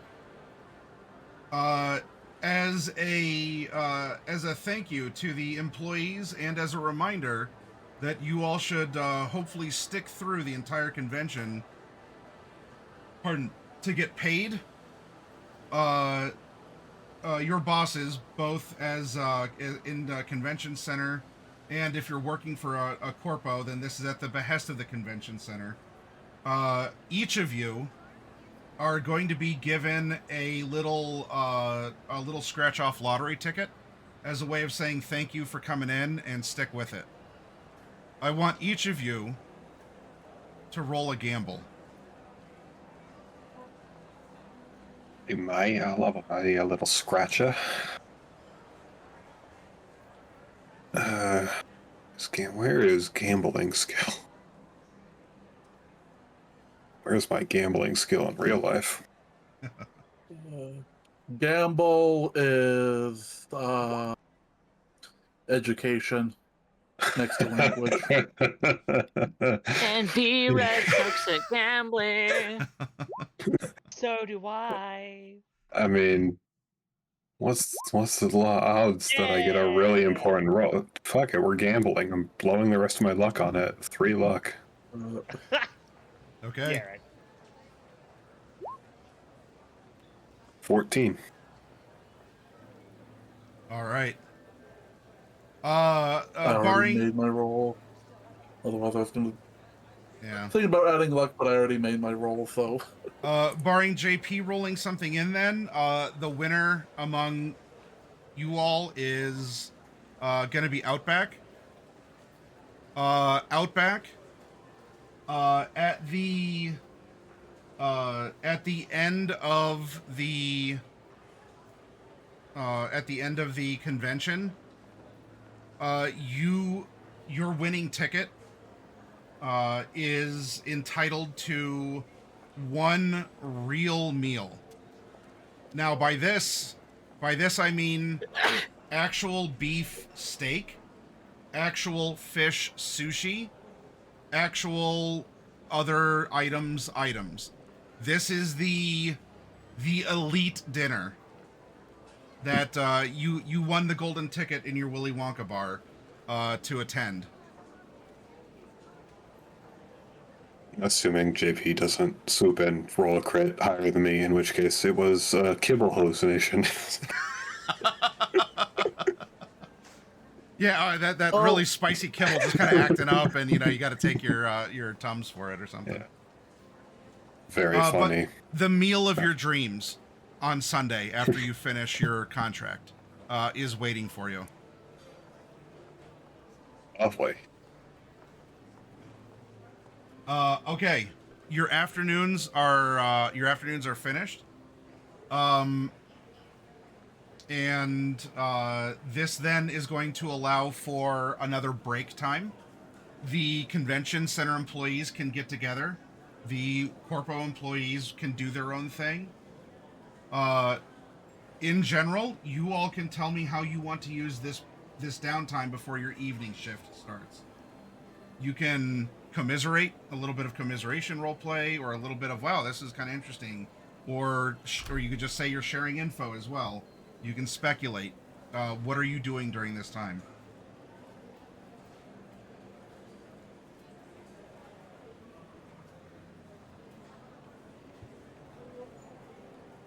D-Rez is just kind of stuck in thought while eating second lunch. Outback is literally stuck within thought because he's sneaking in a little quick movie brain dance. Okay, yeah, just you go on break, you just sit back and you put the wreath on. He puts this wreath on and goes. It's 36 Chamber of Shaolin, by the way. He has discovered he really likes wuxia movies. Kiri, Gopher, you all, and you both are entitled to that nicer lunch. What are you doing during this time? Kiri's gonna grab some of that nicer lunch, but she's also gonna do a direct call to D.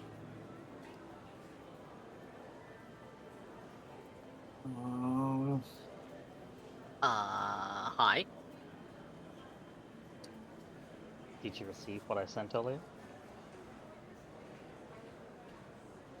I haven't really had a chance. I've been busy. There's something major going down here. I think so too. Did you find something?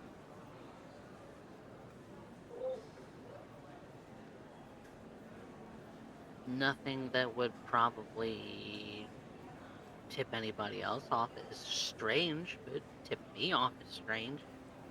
You know, being the network tech. What'd you find?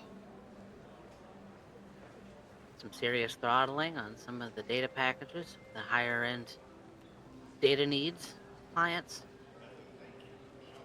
In fact, how much are you on a break right now? Yeah. Cool. You want to meet up? Yeah. Give me a finish to finish this synthetic sushi. But you would not be, if you are in your uniform, and your break wouldn't really allow for that otherwise, you wouldn't be allowed to just go and meet up with other employees. Like, you're in the break room of the corpo. Yeah. Okay. Yeah, you have one. After. It'd have to be after the convention. Security will double check the time. We'd have to meet up afterwards, which, I mean, we will anyway. Just keep me apprised if you find anything out of the ordinary, both either physical or in net space, because Yep, there definitely are found things both. going here. Both? Something weird. What did you find? A coin thing. But not really a coin thing. It was blank, it had no markings. Solid.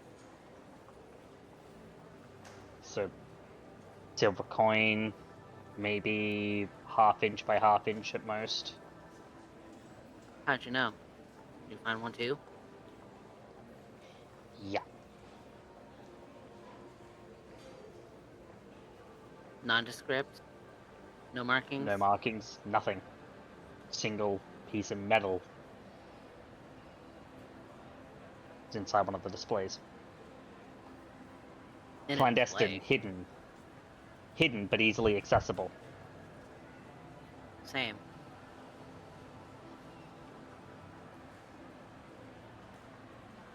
I don't want to say any more, just in case someone's eavesdropping. They're always eavesdropping.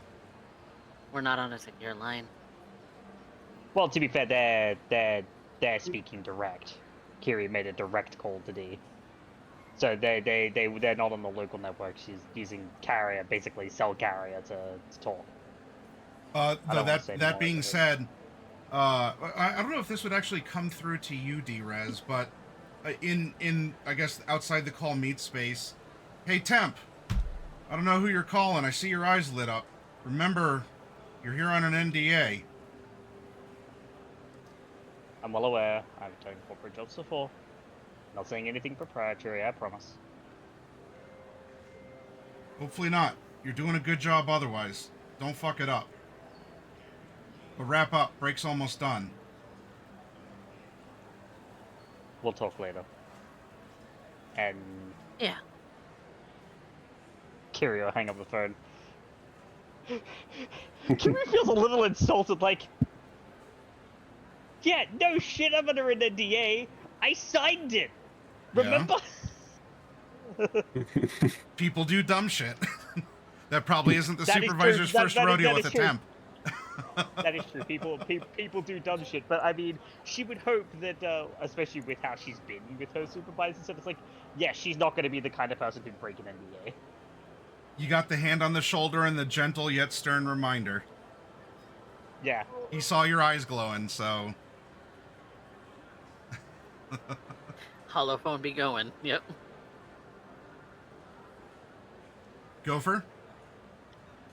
Yeah, I think Gopher will probably have a salad if that's an option. Just try something different. Ooh, kind of yeah. thing. Okay. Other than that, I think he's pretty much just gonna keep to himself. Sure. You're gonna try and listen into chatter? May as well. Alright, roll a perception. We'll see if you pick anything up while you're crunching away on your salad. With reconstituted ranch.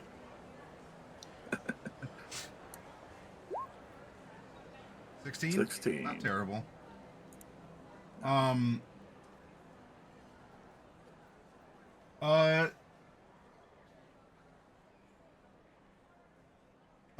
You pick up that the big announcement is going to be tomorrow night in the presentation hall. And the same people that, were there kind of questioning, going through things. They just go over the time, like, okay, so we're going to walk here. They're just kind of going through their steps as they're getting ready for the grand announcement that's going to be made tomorrow night.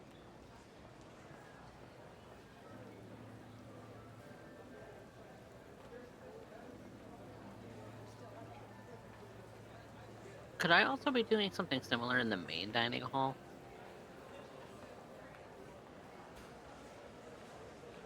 Oh, just kind of listen to conversations? Yeah, just kind of stroll, like as part of my lunch break, just kind of stroll around the place to see if I overhear any interesting conversations. Sure. Overhear or lip reading, whichever one applies. Well, you lip reading would be more of a concentrate, like you're at a table and you're eating and you're like really focusing on the mouth of someone.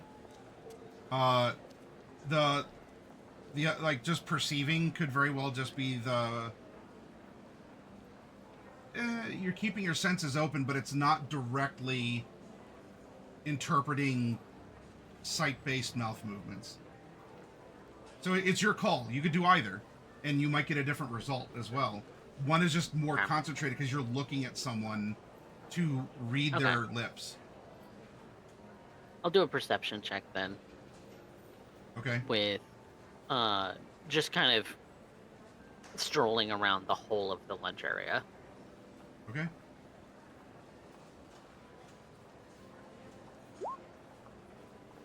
Okay. Kind of a similar low-level pickup. There's a couple people that are in uniforms because you're in like the employee break area.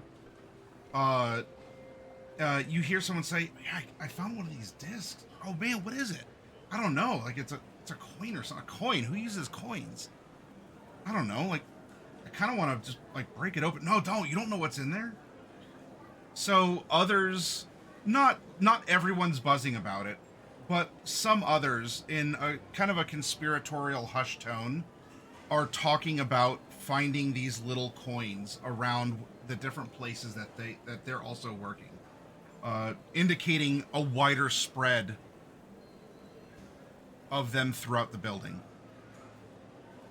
I'm gonna walk up to them, kind of in a lean in, kind of a hush tone. Mm-hmm. Do you still have one? Oh yeah, I was just showing my chooms this one that I found.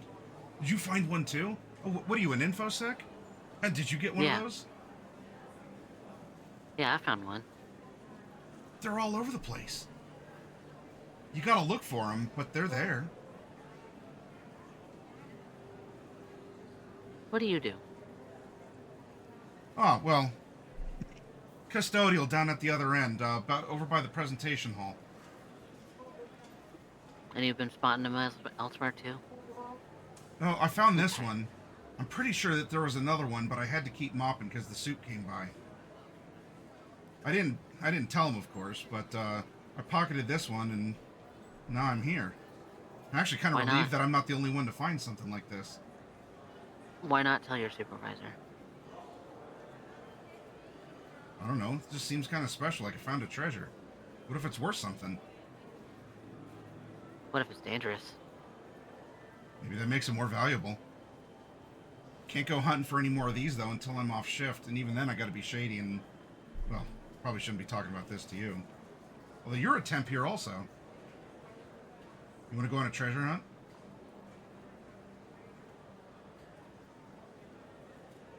Think I can have that one off you? Maybe. What you got? I don't know. What you want? Oh, you know, Eddies are always good.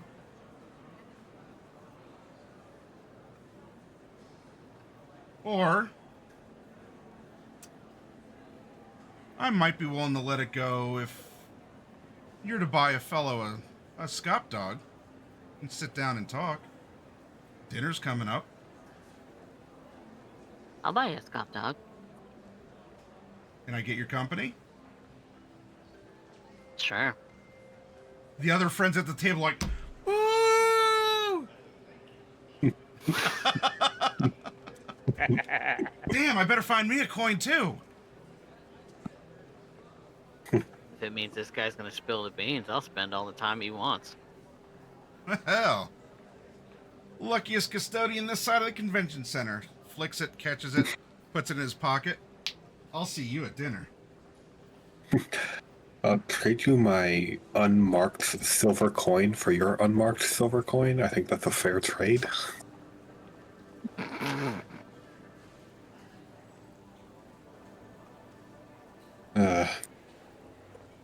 Now I feel left out. I haven't found any. JP's probably found the most, being a janitor. Maybe.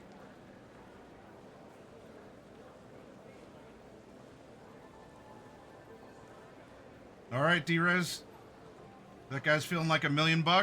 You got a hot dog date for dinner, and it's about time to report back for your evening shift.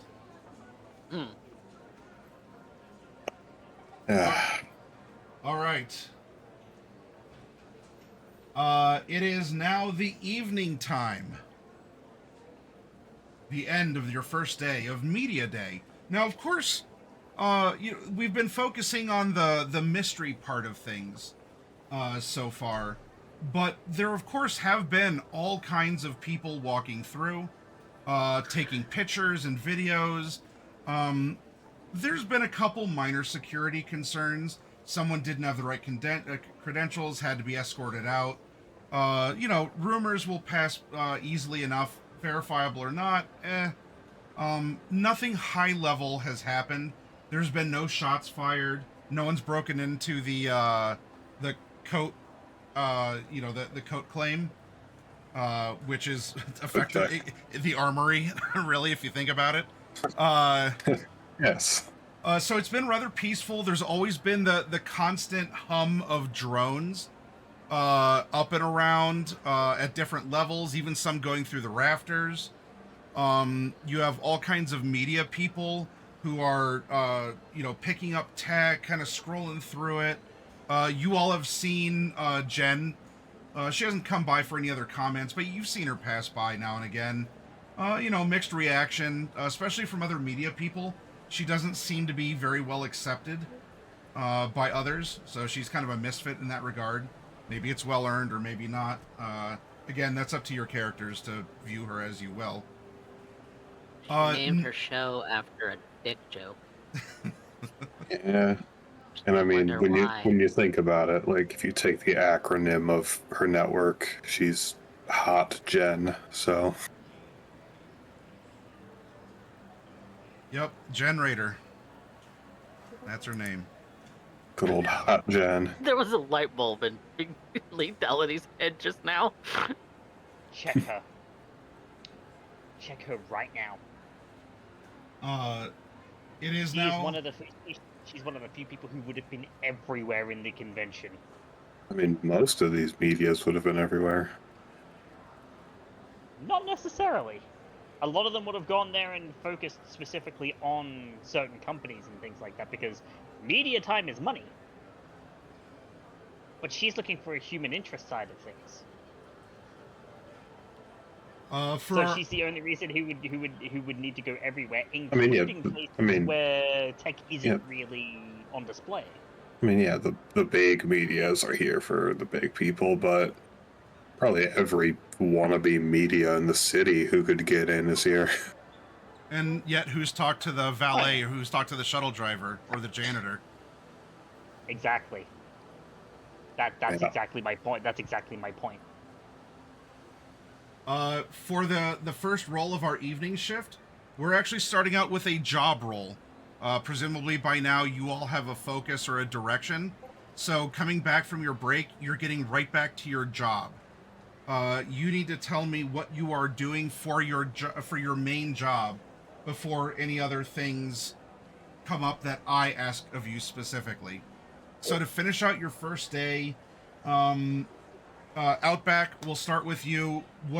How are you finishing? You had gone to fetch the the VIP, and so far there hasn't been like media, but we're not talking like super named people in the city. Like maybe a prominent article writer, or there's probably, you didn't transport a brain dance director, himself, but the crew needed to get over to where the director was, and so you shuttled the crew over in the VIP cart.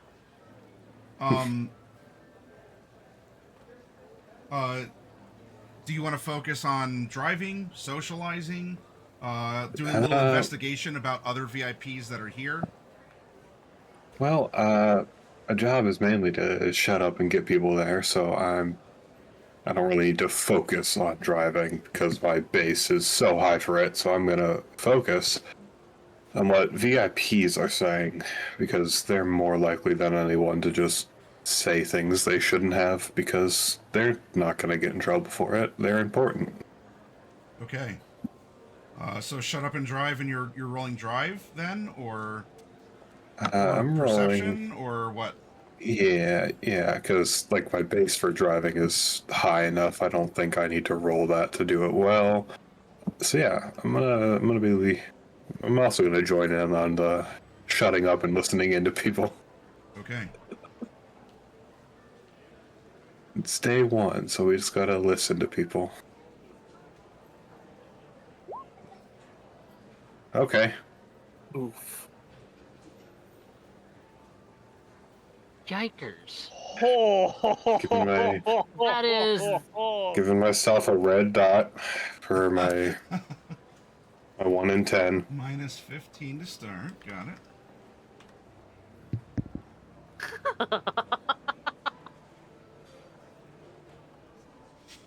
It's the worst possible crit you can have. Yeah.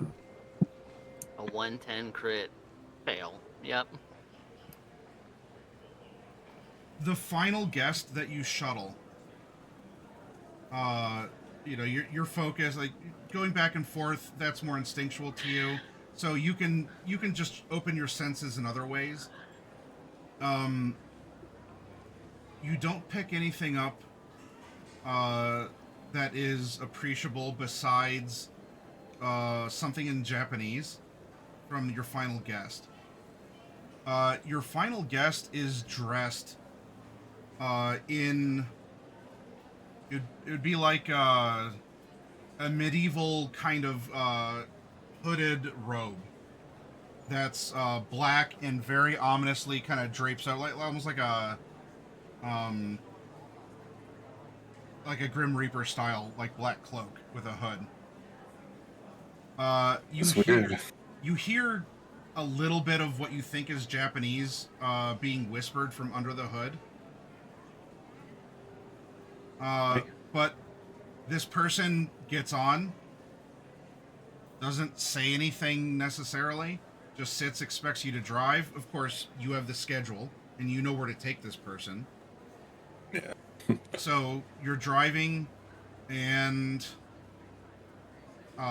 maybe it's the weird aura that this person's giving off, or it's late at night, so with it being a little bit more hollow inside or like empty in the convention center, things are resonating differently. Or maybe now that you're just trying, it's like trying to watch a kettle boil. It feels like it takes longer. You're trying to pay attention to what people are saying, and it's just not coming to you.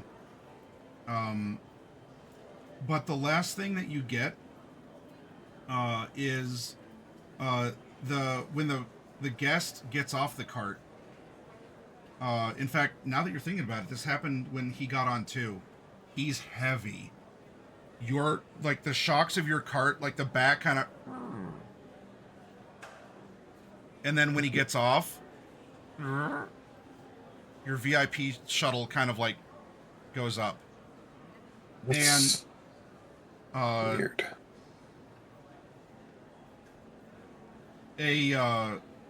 A hand reaches forward.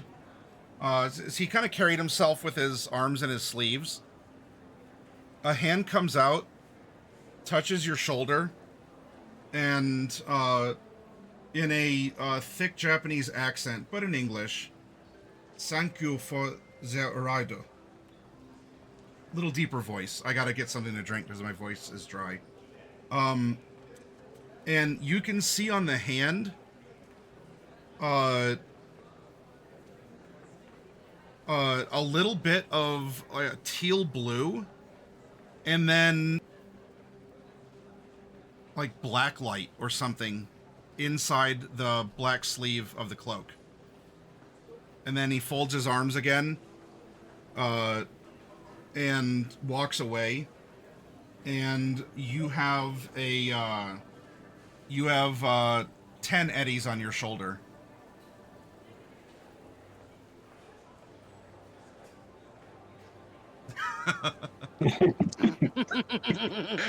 I mean, I'm not going to argue. Real glowing hand. He's definitely cybered up. The weight would point to something like a linear frame, I think. But Borg. He's a Borg. He's either linear framed or he is like Borg FBC'd. And Japanese too. Japanese too. You did drop him off by the Arasaka stage. Yeah. He's gonna tuck that little 1080 into his pocket and then pull out his phone and be like,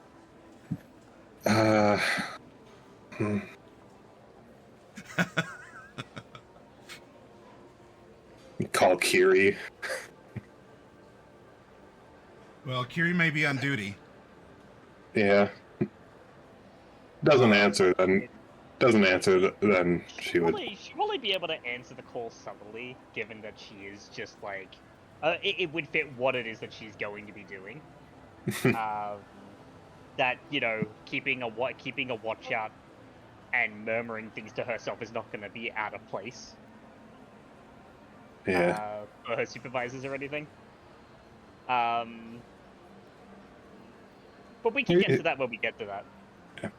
Were you still planning on doing that Arasaka weapons demonstration? Because I think I just found a component of that. Some heavily Borged up fucker.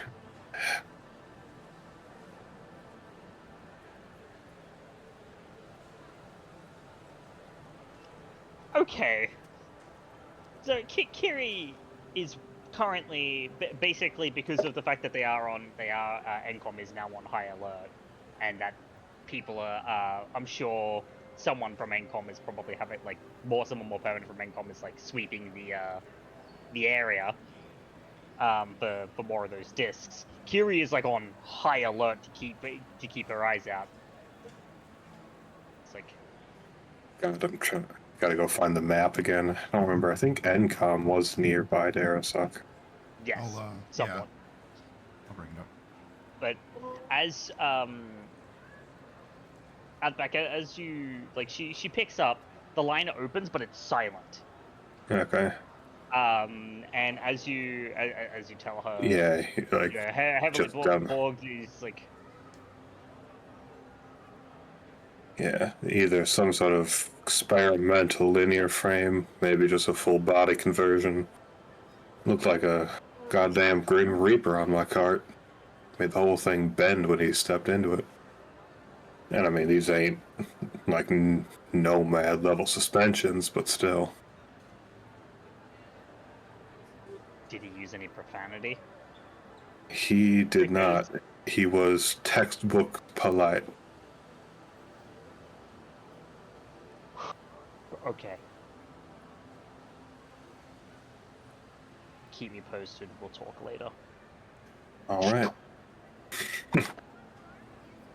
Because Kiri basically needed to make that check because Arasaka, Borg. Guess where her mind goes? Yeah, their little pet dog. He has multiple bodies.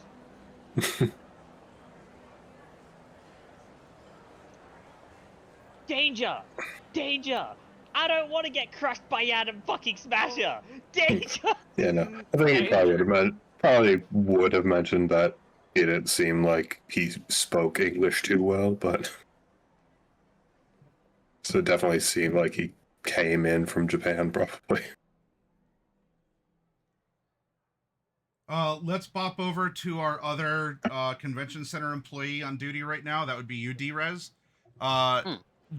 What are you doing for your job for the evening shift?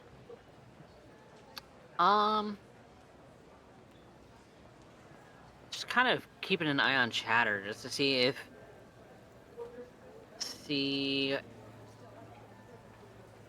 if there seems to be some kind of organizing going on.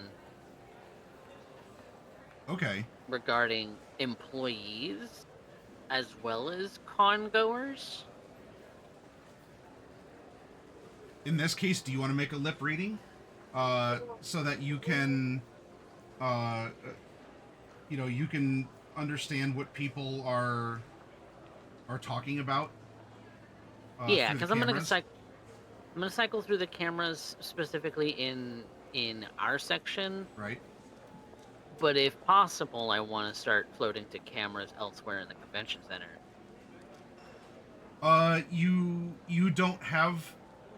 You natively don't have the authority to do that. You could go above and beyond on your own to do that, or get permission to do that. But right now you have cameras for the independent area that would cover, probably this hallway. So you could get, like, you can't look into security, media, or the coat check, and you're not looking into info and cafeteria, but you could see people in the hallway from the entrance, and you could probably get the first fourth of people sitting at tables in over here off to the sides as well. So if it's not necessarily an independent you want, if you want to try and go for one of these, or go for a hallway for these central convention rooms, or you would rather try and read whatever you can get from info and cafeteria, you can call that out as well. Probably focusing in on kind of this section down right here. Okay. Kind of, and the surrounding areas a little bit as much as I can, but kind of looking to see if, there's some kind of, like I said, organizing, or someone's mentioning some kind of surreptitious sort of a deal, or I don't know what of interest could be going on here at the center right now. Just kind of broadly trying to figure out what people are flocking towards. Sure. Roll a lip reading. Late at night. Roll a what? Sorry? You want to do lip reading, yeah. Yep. I will roll lip reading, and I am going to spend 3 luck. Okay. I'm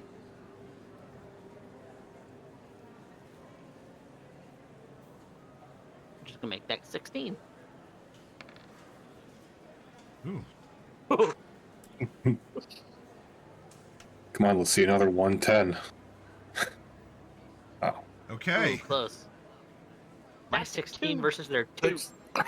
16 versus 2. Starting off strong with a plus 14. Okay.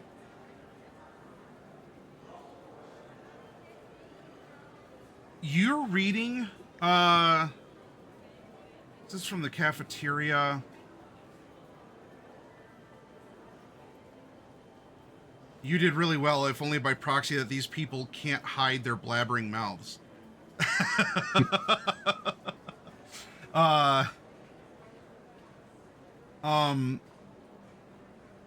You see 2 people who look like fighting game enthusiasts. Their Segotari t-shirts are not official uniforms, and they're probably at least one size too small for them. Okay. And they are talking about the concert tonight. And they seem to be laughing between each other about it, and saying, "Oh, it's going to be really cool," but then also interspersed with that is like, "Yeah, not as cool as when I when I juggled you against the stage wall." Like, shut up, that was so that sort of banter also is thrown in there, and they frequently go back to that kind of a thing. But Beavis and Butthead here are not exactly being discreet about a concert that is apparently going on.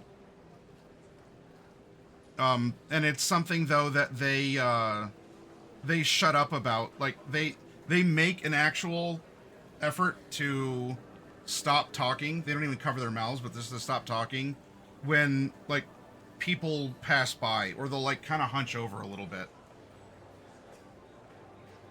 And there's no concert on the schedule, right? Right.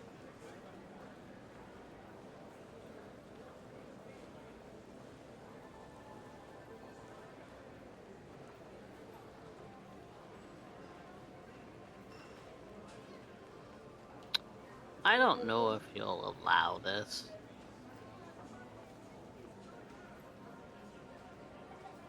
But do they have an agent on them that I could potentially try and hack from a distance?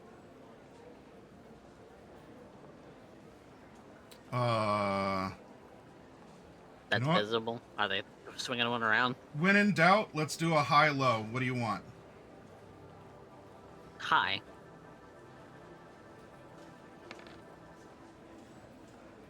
Ten or 6, it's both high. All right. Yeah. So, one probably has his agent, tucked in a, I don't know, in a roll somewhere. The other one, though, kind of like bends back, lifts his stomach, grabs his out, and is starting to, like, scroll through it. Kind of wipes it off on his shirt and then goes back to it. Yes. Let us hack a phone in the same building as Ziggurat and Netwatch. Would you allow it because I have line of sight on their agent? Given that I'm going through a camera? Is that normally what is required? I don't know all the rules to net running. Line of sight is required, but typically, at least from the book's perspective, that is, the rules is written as physical line of sight. Now, Okay. I've ruled in my game that camera line of sight. Cameras do count as line of sight for like quick hacking and things like that. Yeah, you can hop through cameras in 2077. I think it's fine.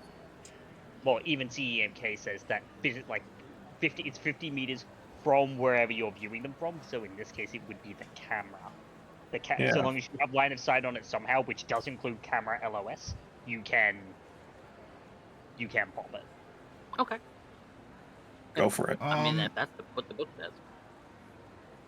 I will note though that given that you're accessing the camera with a different set of credentials, that if you did want to do that via your cyber deck, the whoever's overwatching the architecture is going to know that you've plugged your cyber deck into the thing to piggyback on the connection through the camera.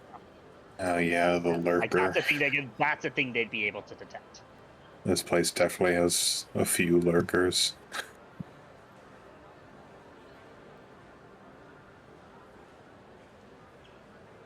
Every corpo here probably has their own netrunner.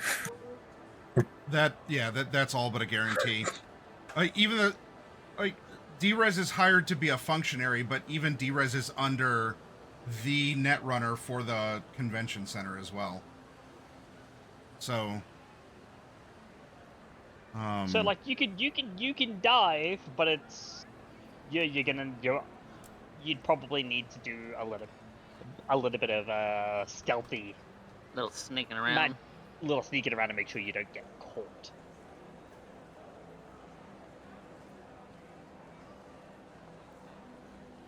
I mean, which is something I could do in an architecture, to be fair. That is a thing that you can definitely do with an architecture that you do have credentials and access to. The other thing that you could do is you could always just tell your supervisor, hey, I heard something on the floor. I need to get a bit closer to check a floor, like a piece of tech closer to the floor, and then you could go down there and physically just. That's the other thing that you could do. At least under my own interpretation of the situation. Maddie, of course, you may have something different in mind there, but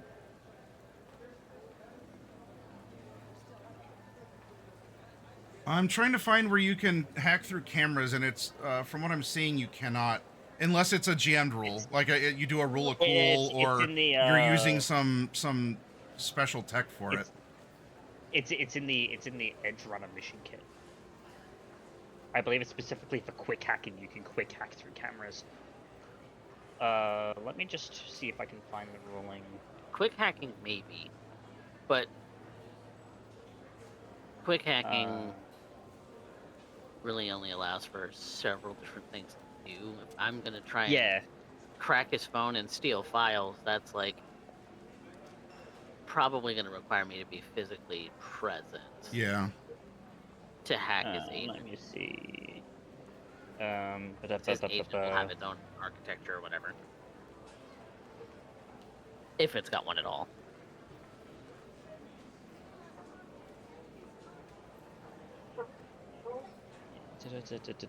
Having a look-see here. For cyberdecks for CEMK, though, in order to access an access point, I just have to be able to see it. Which means I could jack into an architecture that has an access point if I can see it. Yeah, which is why I say, like, if you wanted to jack into the agent, you can do that via the camera. You would just have to piggyback off of it so that your cyberdeck has access to that camera. But agents do have access points. They're, like, agents are architects just like anything else.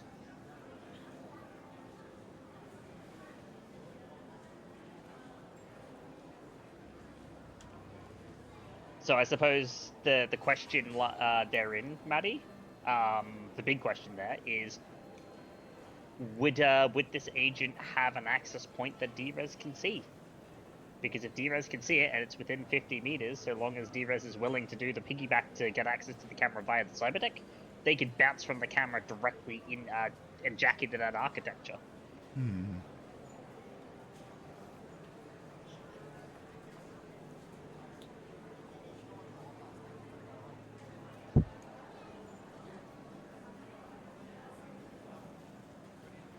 I don't mean to make things complicated by the internet runner. I mean, to be fair, given that this is the first time that it's happened, I think it's a good idea to set a precedent for the game anyway, because it's liable. It's gonna come up in the future. Like that's an inevitability that it'll come up in the future. Yeah.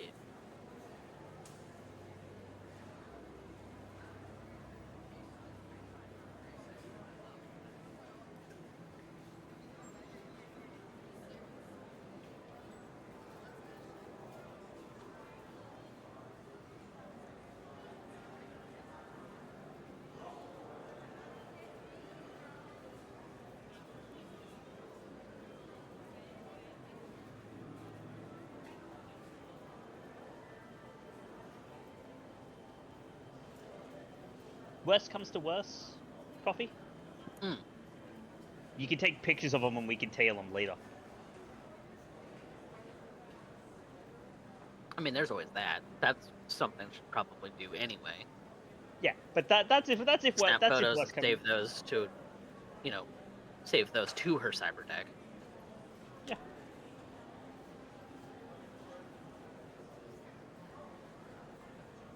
Well, I mean, given that you would have access to basically a terminal and probably a chair, you'd be able to route everything through your unit report regardless. But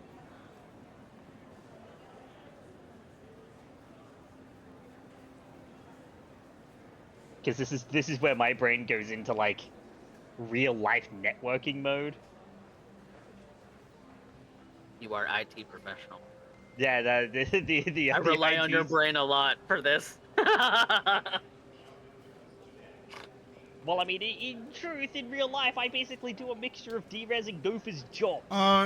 To prevent just sitting and stalling, I'm gonna say going through the camera right now. Like we can look it up later. This would be something that I'm gonna say no right now until I see something. I'm not finding anything in the for quick hacks in the Edge Runner kit. And the other resources we're talking about not hacking through it. At least for right now, and we can revise it later, we can say that out of an abundance of caution, You could, but you chose not to because you noticed the supervisor was like right over your shoulder at that moment or something. But for right now, I'm gonna say no through cameras.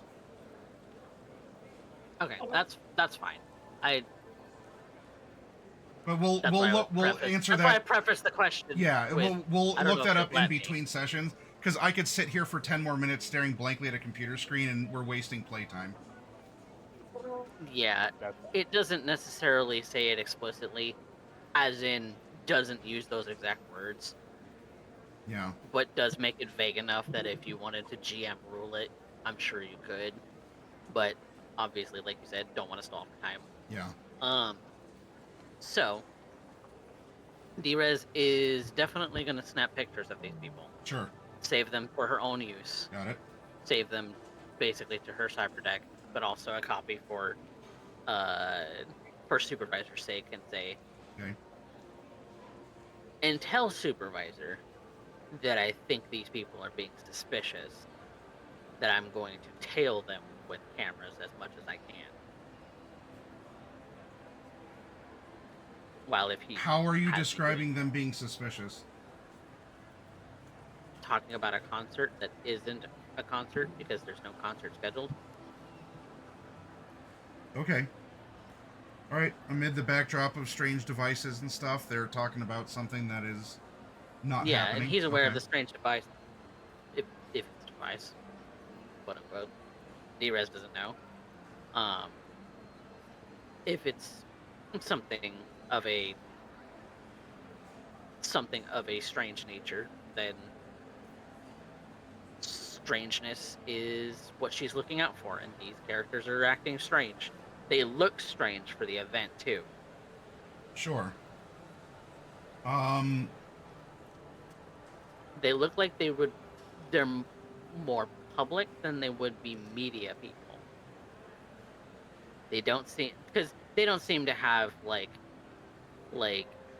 media cyberware, like a camera eye or even a camera device or any kind of like note-taking device. They're playing with their agents, but that's like scrolling your smartphone.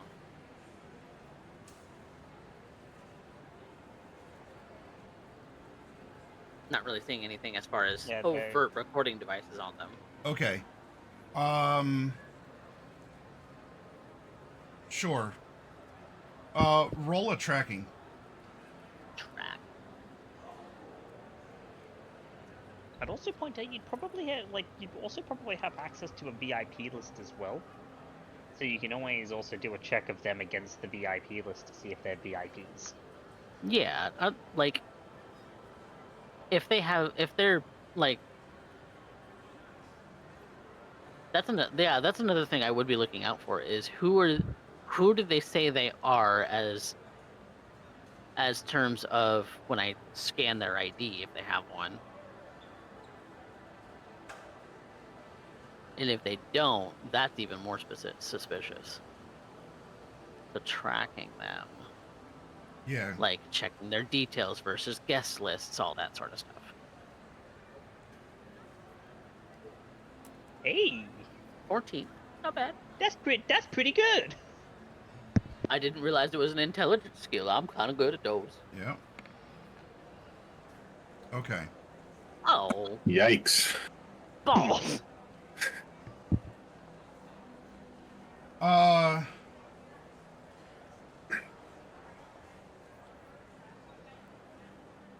So for being a gentleman of cherubic demeanor, you know, if real meat still existed, we would call them well-marbled individuals.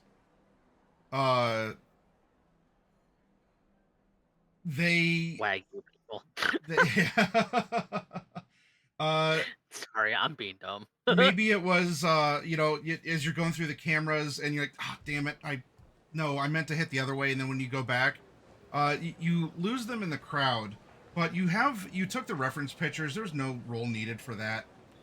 You know, enhance.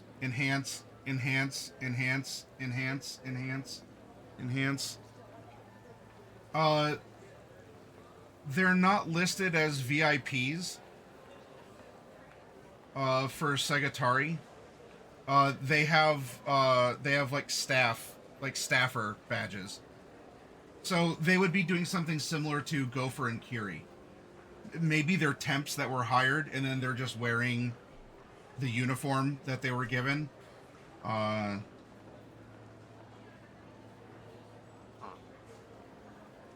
Except you remember specifically that he stated that what they were wearing was very distinctly not uniform-like. Yeah, it was like jeans and a shirt. And they've been in the Segotari area. So maybe that's just what Segotari gave them to do their thing. Mm-hmm. Though they clearly don't have a wide range of sizes for their uniform department. So then, the names that I'm seeing when I, try and read their public details, just say that they're staffers, their names, the company they're staffing for. That's the badge I see when I scan them. Yeah, it's so convention center.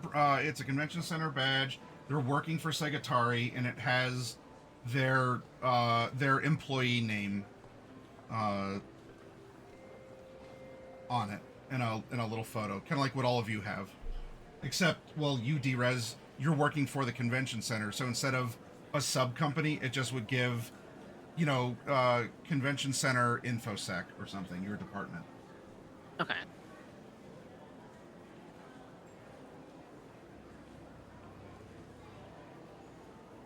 And they're distinctly not wearing the same things as other Segotari people that I've seen. They're wearing they're not t-shirt. Well, they're wearing t-shirts and jeans. They're not execs, or at least they're not coming across as execs in suits or. Everyone has a type, but they're probably not booth bunnies. They're just like, I don't know, a couple of fat guys you'd expect to be playing fighting games in a basement somewhere. Which might be on brand for what Segotari's trying to present, because they have a bunch of fighting arcades here, fighting arcade cabinets here. Maybe they want that to be a part of the show.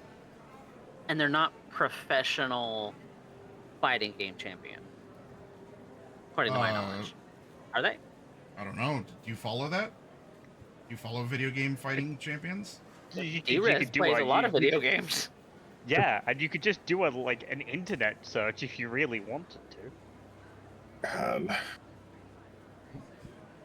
They're doing some thieves' can't trickery. Yeah, so she's gonna check their names versus what she knows of the fighting game industry in Night City specifically. Sure. They're average. Like, yes, maybe they go to tournaments. They go to tournaments, yes. So they actually leave their basements, but they're middling. They get to semifinals, maybe. Yeah. Not even that. Probably quarterfinals.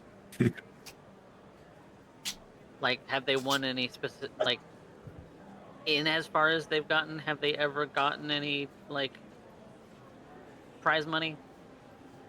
I mean, maybe here and there they got some prizes. They're not champions. I'm smelling some shenaniganery. Middle of the road Segotari fighting game. Yeah, probably the sweaty tryhard type. And the dark stains in the pits of their t-shirts would indicate also that they probably sweat at a lot of other occasions.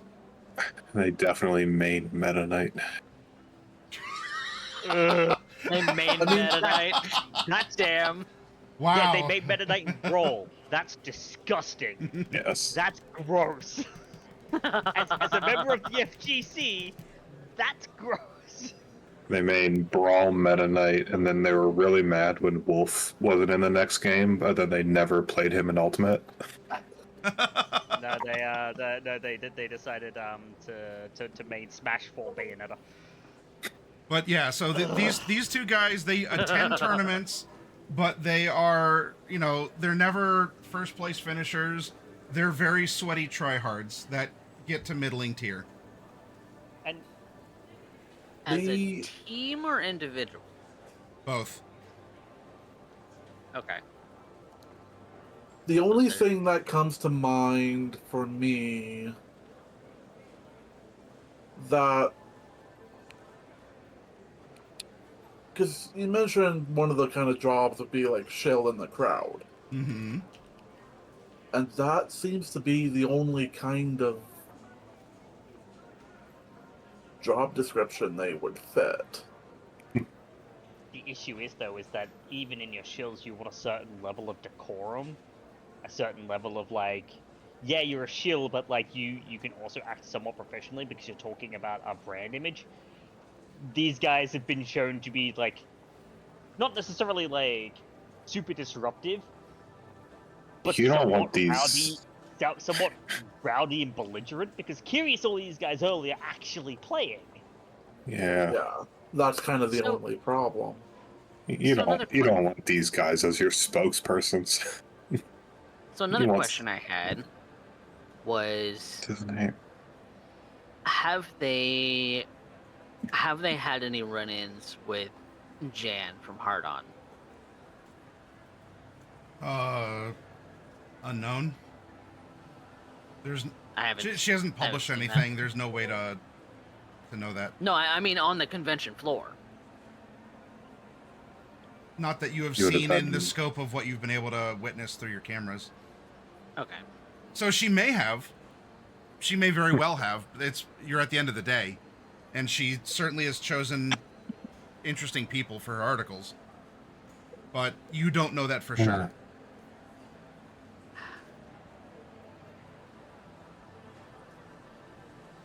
Well, I guess all I'm doing is keeping my eye on things, but on them almost exclusively. Still keeping a watchful eye, but still doing as much as I can to watch them until such a time that I lose them, because apparently I do. Yeah, they slip into the crowd. Yeah. Fascinating ability, that. Just feel like I haven't done anything today. Oh well.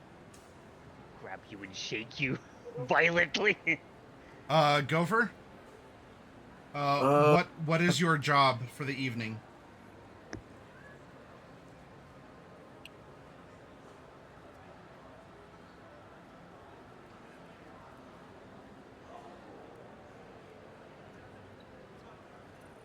Yeah, but probably like do another checkup on all the tech and kind of be on high alert for more shenanigans.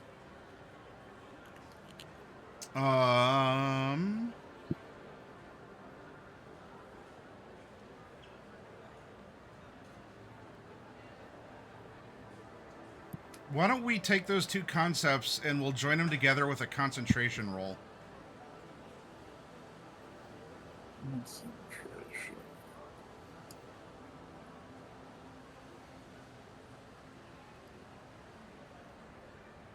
One, two, three, 4. 4 luck. Ooh, pouring 4 luck into this.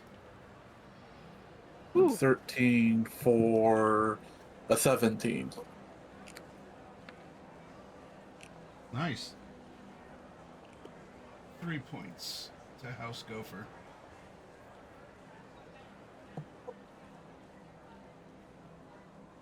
Okay.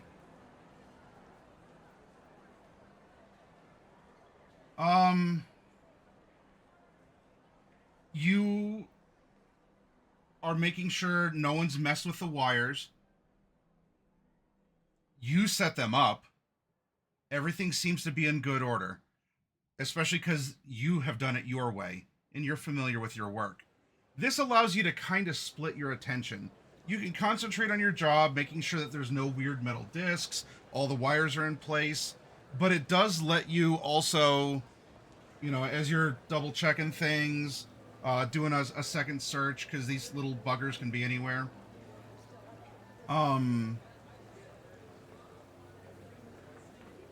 you see, because you're over at the EBM section here, now that the evening is winding down, there are people in, like Segotari, Segotari work uniforms like yours, who are going through and, as you're working on the machines, double checking it, they're going through the different arcade cabinets, and they seem to be doing something similar, but on a software side of things. Like they're going into the settings menus of the cabinets, and they'll just go down a row, like one at a time, each row of cabinets.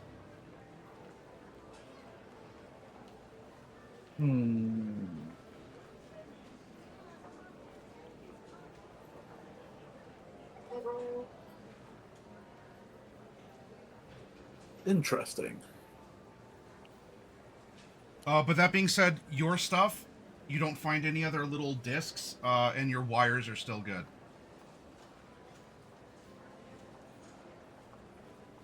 Okay.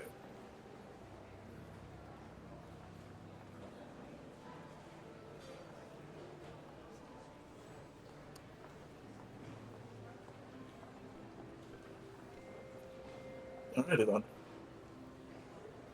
Yep. They don't come over to talk to any of your people. They're just doing like menu maintenance or software settings on their machines.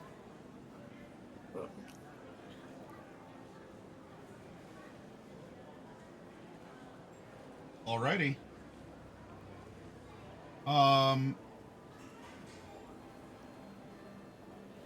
As you're doing your, all of you are doing your jobs. So we have the results of those. You have the information that you have. It's getting to be the end of the night. We're in the last, we're in like the last 15 minutes or so. And in all honesty, most of the media has already gone home.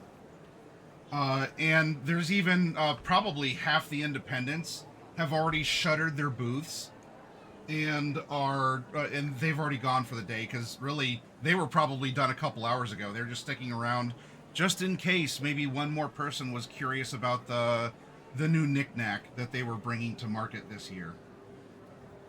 So most independents are home, and NCOM, EBM, Data Inc. and such, they've been dragging their feet to, very slowly kind of put stuff away, or at least organize it all on one table, because we're getting to the end and everyone just wants to go home because it's been 12 hours.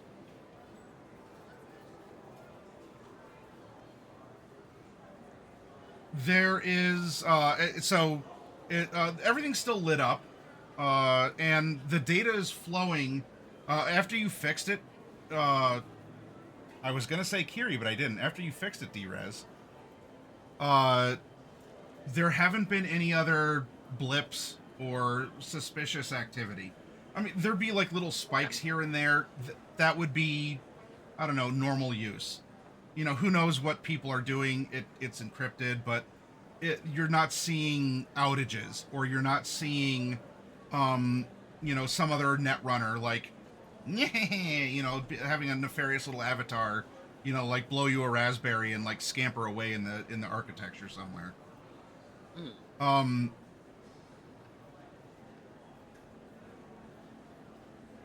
Let me find.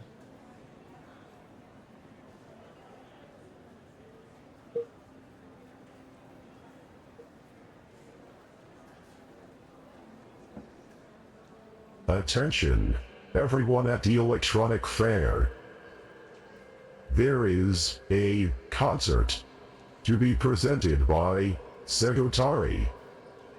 You are cordially invited to listen. You need not approach to enjoy the show.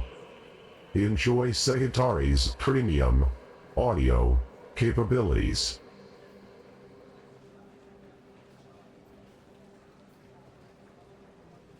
A lot of, not that there's a lot of people left, but Jen is still here. Man, she's been going hard all day. So if anything, she's more easy to spot because she has like the ridiculous headset with this super bright LED bank, and like the thing that goes over, like that folds over one of her eyes like a Dragon Ball Scouter. Everyone kind of looks up and is wondering, okay, an impromptu concert? It's media day. Maybe it's to make a final impression or something. Kind of curious. People are kind of heading towards Segotari. Now, before anything happens, given the announcement, what are each of you doing? I'm trying to find our fat friends. Got it?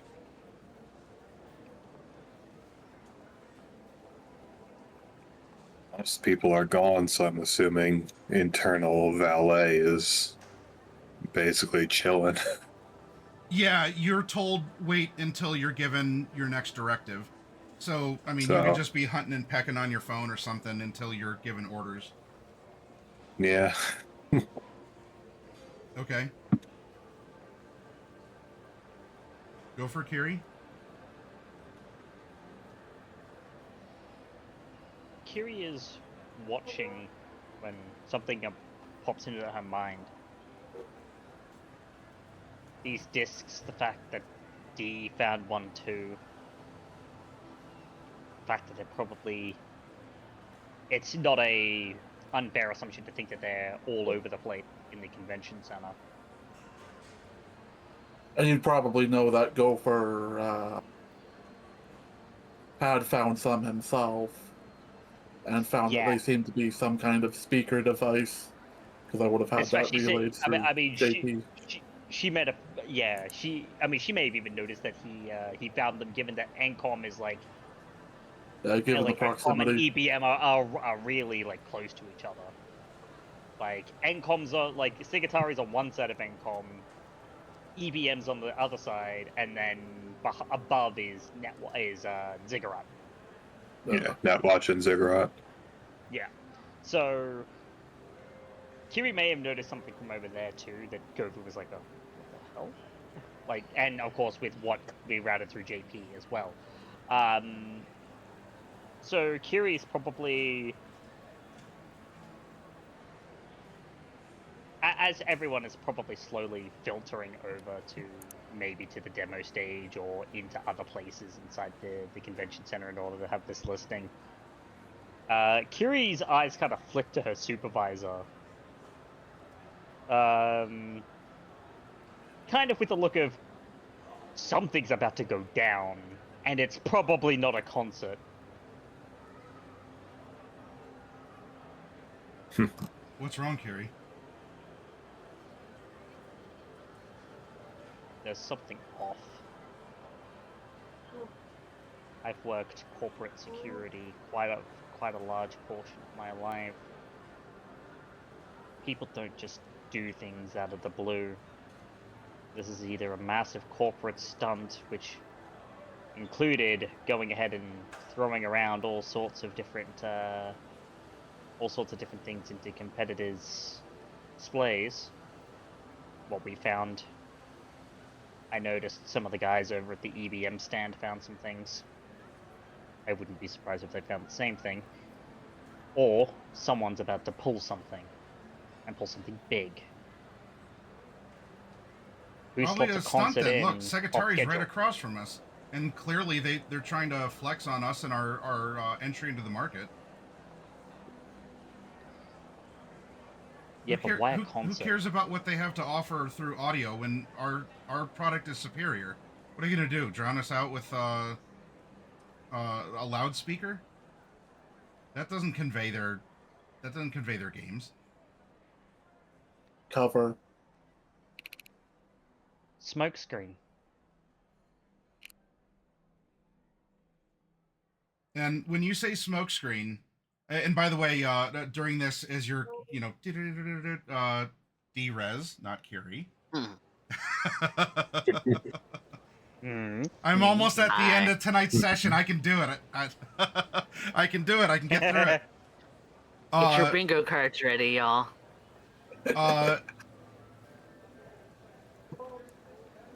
you for the cameras that you have access to, you do not see the pair.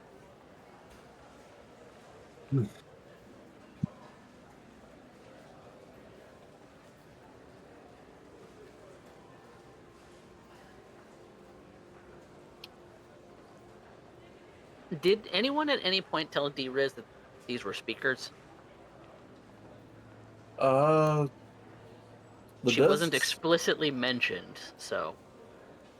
Yeah, well, I mean, because I did say, or mean to say, what I kind of would have routed it through JP. Yeah.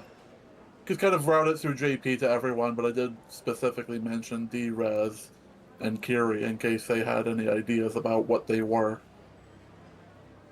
Okay, I didn't get that part. Yeah, I do remember you mentioning that, Evil. Okay.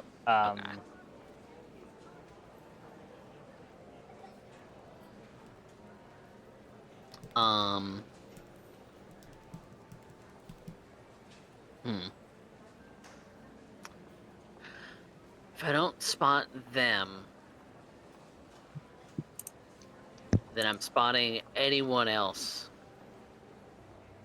who might be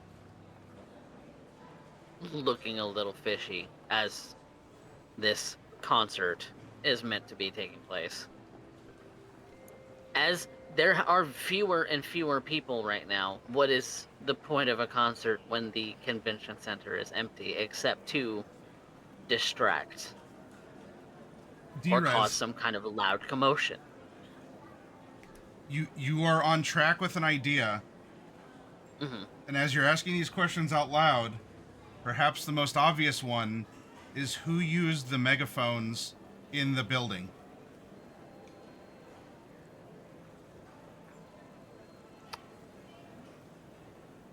The voice, I know you used a voice changer, but is that voice specifically voice changed, or is that someone's actual voice coming over the intercom? Can I tell? That's supposed to be a voice through, kind of a cavernous, I don't know. Yeah, but it's someone's voice. But it is, someone is operating it, and, that would be, you had someone, real voice or not, used the PA system for an impromptu event that wasn't on the calendar at the end of the day on media day. That does not seem to be standard procedure, especially for as puckered as the convention staff are, to make sure that you are running a good show. Right. So I guess my question is, then, if they had access to the loudspeaker, why the little discs? And where is the loudspeaker control? So that would be in operations, which would be in the same back of convention center area that your infosec is. Okay. I'm gonna get up from my seat and go straight to that room. All right. I'm gonna see who's in there. Gopher, real quick, what are you doing after the announcement? If you said so, I'm sorry, it fell out of my ear. I just want to make sure all the pieces are in place before things happen. Yeah,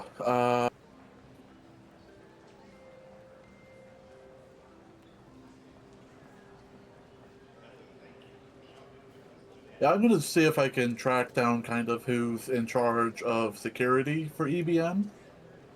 Okay. And it's like, yeah, we found these discs. Yeah. I cracked one open, and it seemed like it contained a battery and a speaker. And I've been told by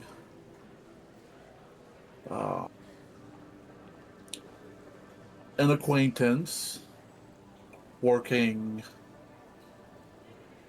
in a different area in the convention hall that Segotari's been doing. There's been a bit of suspicious activity with Segotari's area. So I'm worried something's about to go down. Because if this was sanctioned, we'd know about it, right?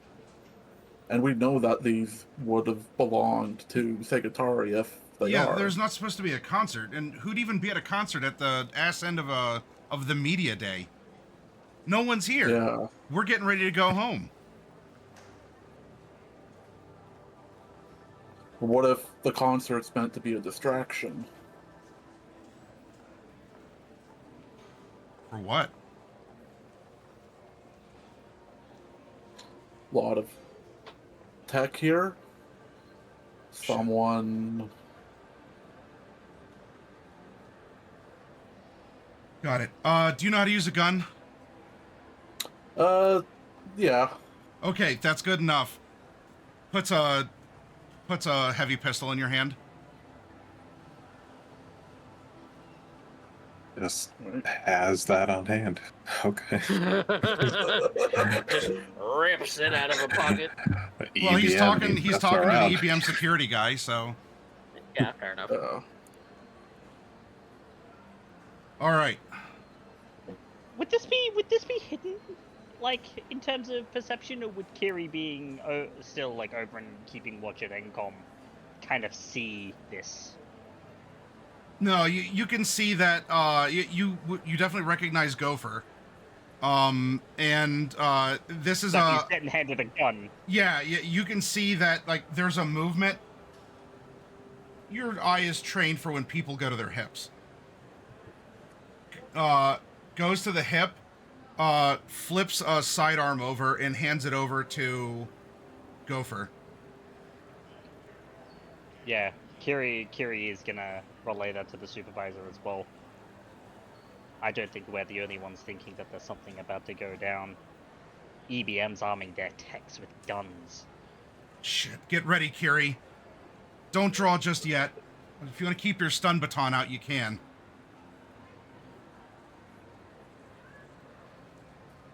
D-Res. Look. Oh. Just before that, I do have one other thing to add.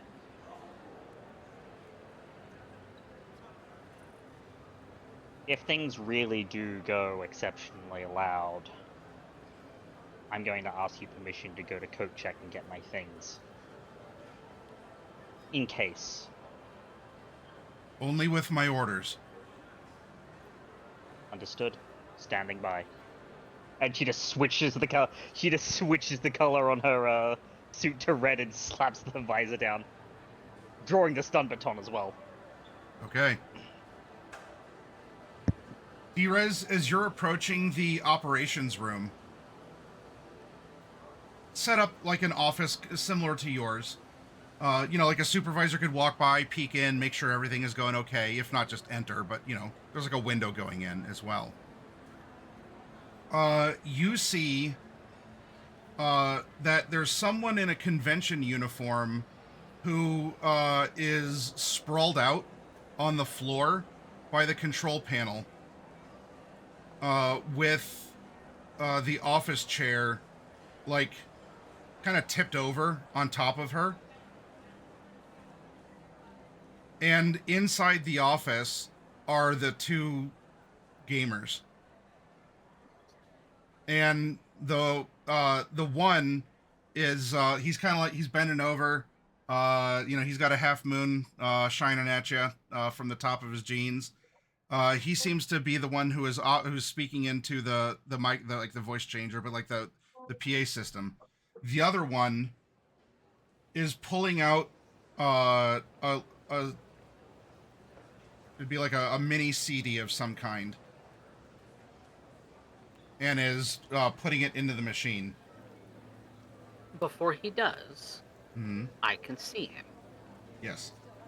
I am going to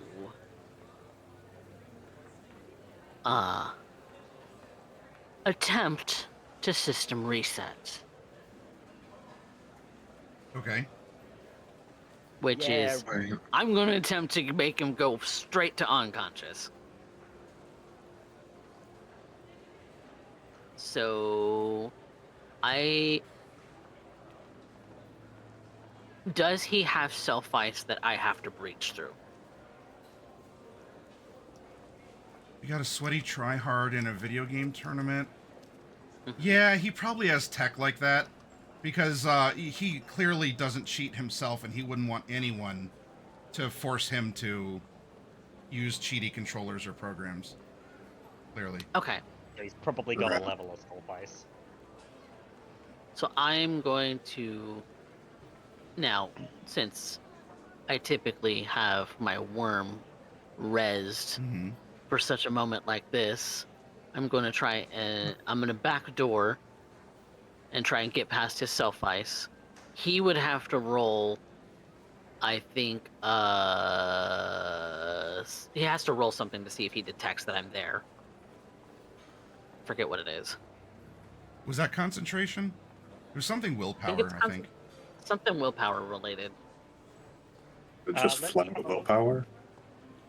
Let me have a look. It might have been flat willpower. Sounds familiar when you're trying to hack into the driver's brains during the car chase on the highway. Yeah. Okay, so with each installation of self-ice, the DB of all pass walls and users' neural borders improve. We're from DB6 with the first installation to DB8 with the second, then DB10 with the third. So, set the DB and then you make your backdoor, and then we go into detection. Okay. Because if you don't reach the self-ice, you just don't get in. Okay. 14. Okay. So yeah, I would breach through any Definitely self-ice breach. if he had any. So. Then we have the quick hack. Him trying to detect that I'm there. Quick hack. Cyberpunk Red. Because I've got the rules here, I can go ahead and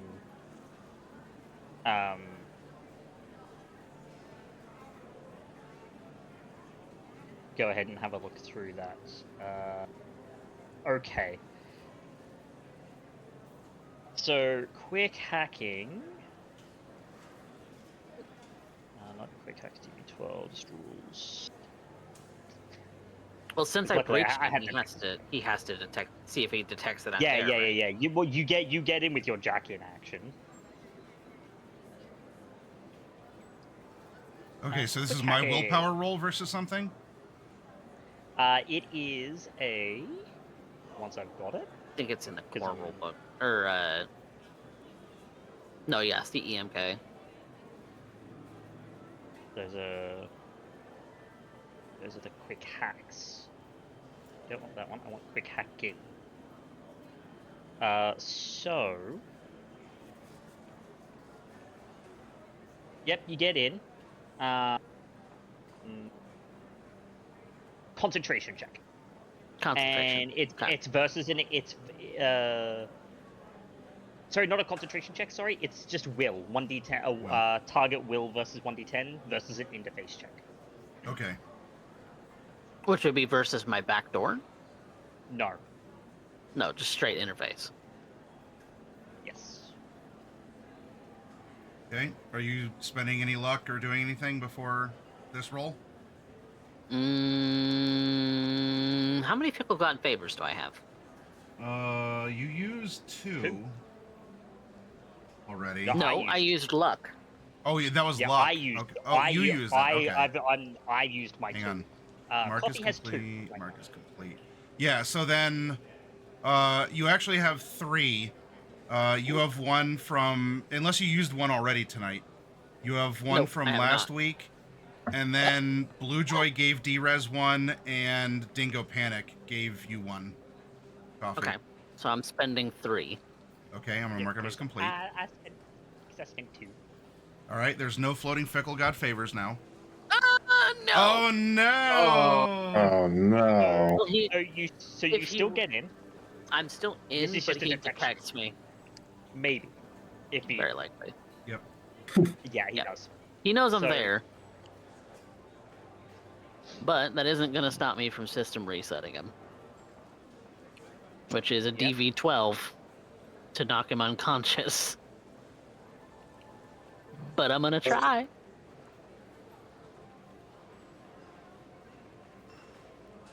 That I'm spending 2 luck on.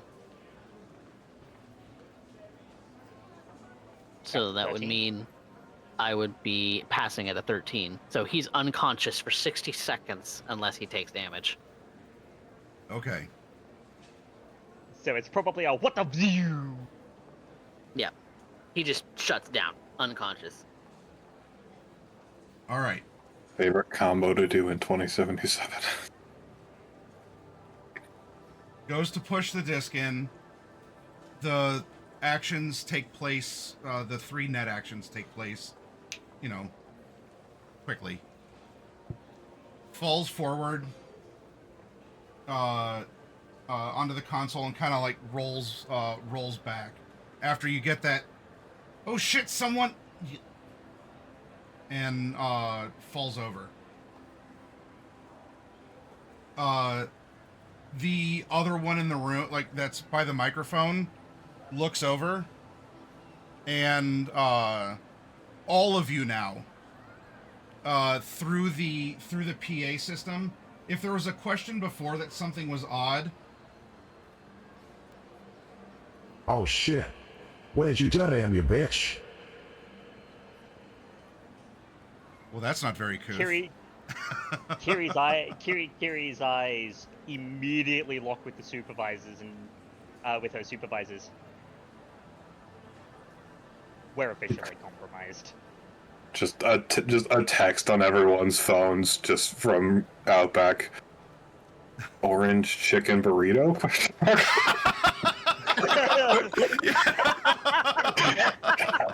For those of you in the audience, if you weren't there for it, that's their rally cry to like to get to the rally point. and what you see Outback is one reaction from Kiri's avatar doing a thumbs up, then a second one, then a third one, then D-Rez's reply would be, get to InfoSec, orange burrito. Okay.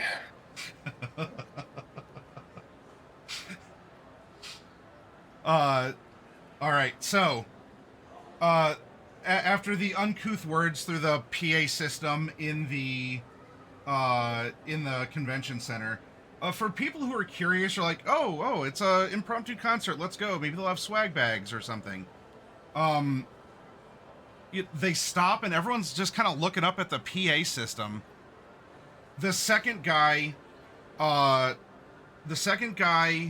slams the disc in and turns around to point a meaty finger at you, D-Rez, in an accusatory manner. Now, this is where I know, D-Rez, that you may have felt like things hadn't been very productive, but what you had been doing all day is going to pay off. For most of you here. As the music plays, I can even turn down once I find the right tab. Okay. As the music plays, for Gopher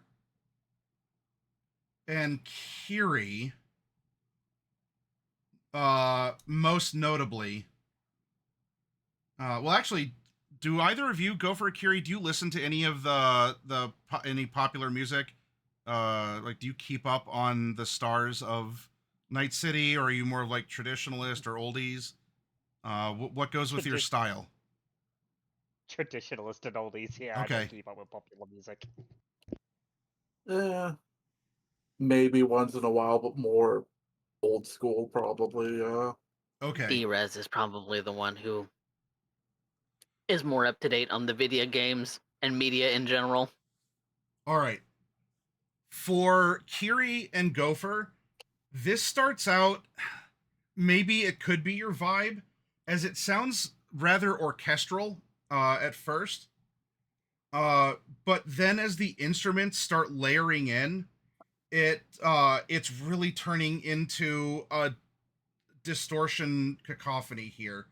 I need you, Kiri, to make a resist torture and drugs roll because you are directly in auditory, like the arcade cabinets that are playing the disc that was set in motion are blasting this towards NCOM in particular. That's a 15. Okay. This is something akin to probably what you'd hear at the Totentants. It's kind of disorienting, but you're able to blink it away. Gopher, go ahead and do the same. I do just laugh a little bit that Outback wasn't even included in the asking if he's up to date on modern pop music. But no, this brother listens to homegrown guitar rocker boys. He listens to nothing because technically my car doesn't have a radio. That is a no-head upgrade. Not that kind of radio. It only has a probably like shortwave, like a CB. Yeah. I am burning my last 2 luck. Okay. Good idea. Oof. All right. 10. You feel disoriented. I'm sure that there's some sort of it would be kind of like a critical hit that would be like a woozy feeling. I don't have the chart in front of me. Like concussion. But yeah, like in this moment, you're feeling really, really weird. Like you can feel the music like moving through your brain. It's a very unsettling feeling, especially being this close.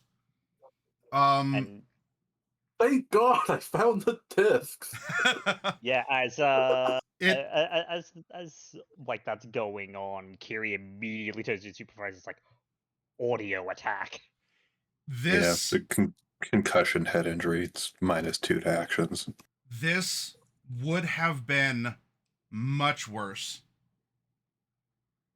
if not for finding out what they are, and even reporting them instead of just keeping them in your pocket.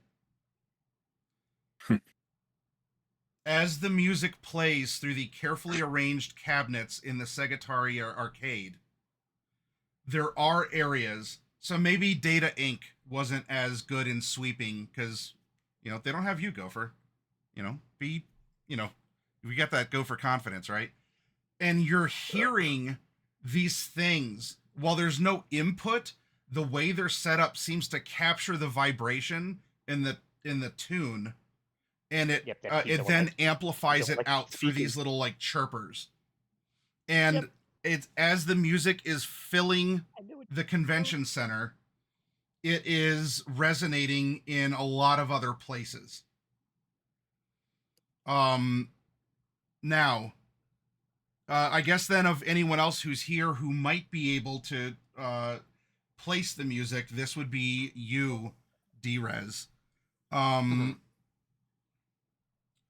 Guess this would be like what, Streetwise or something about is there something like what would be like a cultural like finger on the pulse of things? Streetwise or maybe some kind of intelligence role. Local expert, maybe. Local expert, I think, would also be applicable. Okay. Or library search, either one. I'll take local expert or streetwise. Either of those sound like that. Those would be. Let's see. Streetwise is. Streetwise is off of cool. So based on the description of the skill, it's knowing where to get illegal and contraband things. So. Yep. Maybe local expert. Yeah, local expert. Okay. So. And since I'm from Japantown, that's kind of where my home base is based off. Oh, that's a terrible roll for me. Yikes. All right. Don't worry, this is a baseline, but like the others, just they wouldn't really have listened to this or understand what's happening. There is a measure of tech going on with this beyond the discs. Drez, you recognize the music being played as music that belongs to the hot band called Sacred Geometry. Sacred Geometry. Okay.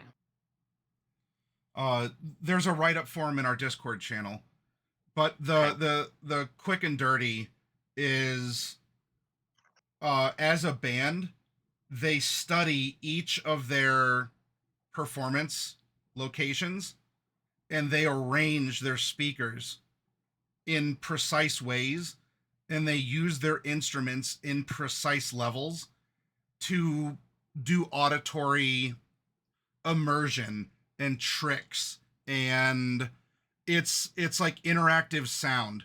They're on stage presenting, but they might as well be standing behind you at the same time.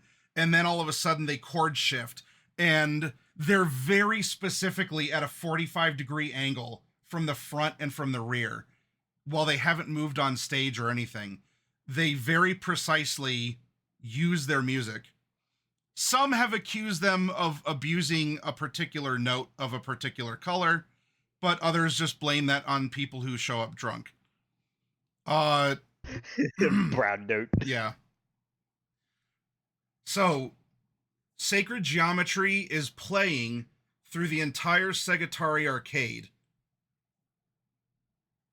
And, while not really in the back area where you are, a little bit further down in the main, in the convention manager's office, you hear,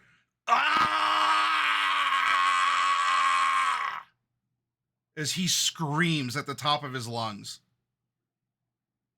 Shitballs. Okay.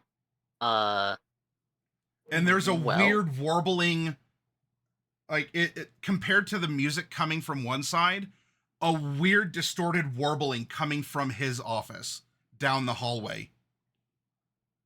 All of those, all those chirpers you guys collected ended up somewhere. Outback, you would get this to a lesser degree, but you're sort of like, you're in like the VIP shuttle driving along that, like the back, you know, in the back part of the convention center, and you don't know or care about the band anyway. So, but the closer you're getting to Drez's location, you're kind of getting a grating feeling, and then you're starting to get that kind of warble resonance the closer that you're getting. Drez, I need you to make a resist torture and drugs now too. I can do that. Sort of.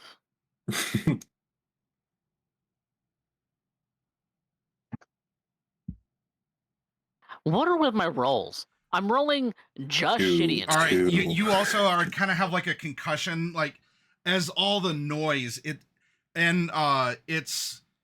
like you're having to blink. It's like you're manually having to focus your eyes. It's very disorienting of what's going on here. So the trigger has been pulled. This is what's happening. The entire convention center is being filled with the sounds of Sacred Geometry being played through the orchestra of machines, and apparently being picked up and amplified, or at least like resonated or coordinated by these little discs. Up in the rafters, there's a lot of haunting reverb of what's being played as well. What are you all doing in this moment? I was heading to this infosec area. Sure. As you're close, you driving up is easy. I need you to make a resist torture. Yep.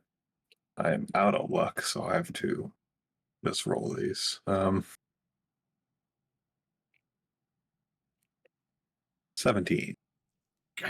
Wow, yours is Country roads take me home. Like you're battling back against this. I don't know.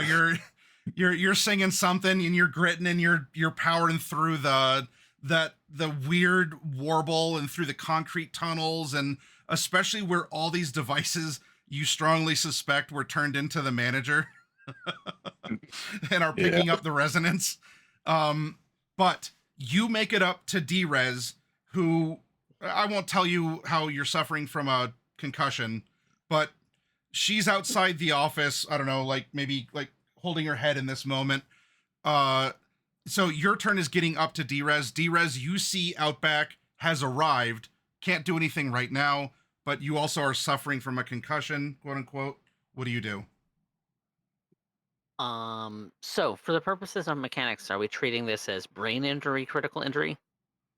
Concussion. -2 to actions? Yes. Concussion, critical injury, -2. Yeah. Brain injury is probably what would have happened if we had never found these discs. It would have been worse, but you all actually did something about it. You stuck with it.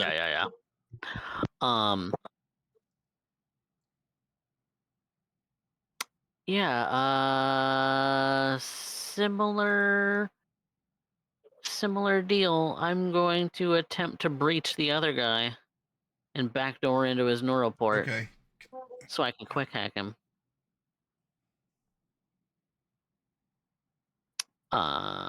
So let's see if this rolls with the -2 already.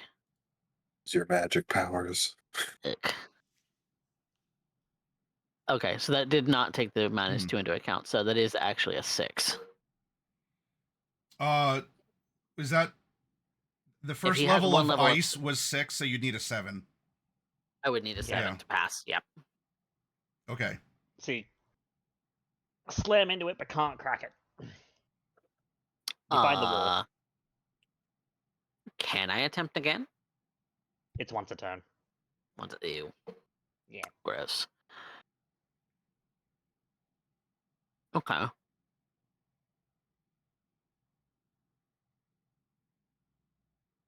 Can I also attempt to breach the terminal that has the CD in it from here? I mean, if I run up to it, he's going to probably grab me. So I'm going to try and do it from afar and try and shut it down. Yeah, so you'd be within, what, you got to be within 15 meters, or is that? Within like 25 or less. Yeah. Okay, yeah. So you're in proximity. You yourself, with your own eyeballs, can also see it through the window as well, if that matters for what this is as well. So you have the proximity, you have the personal line of sight to the terminal. Yeah.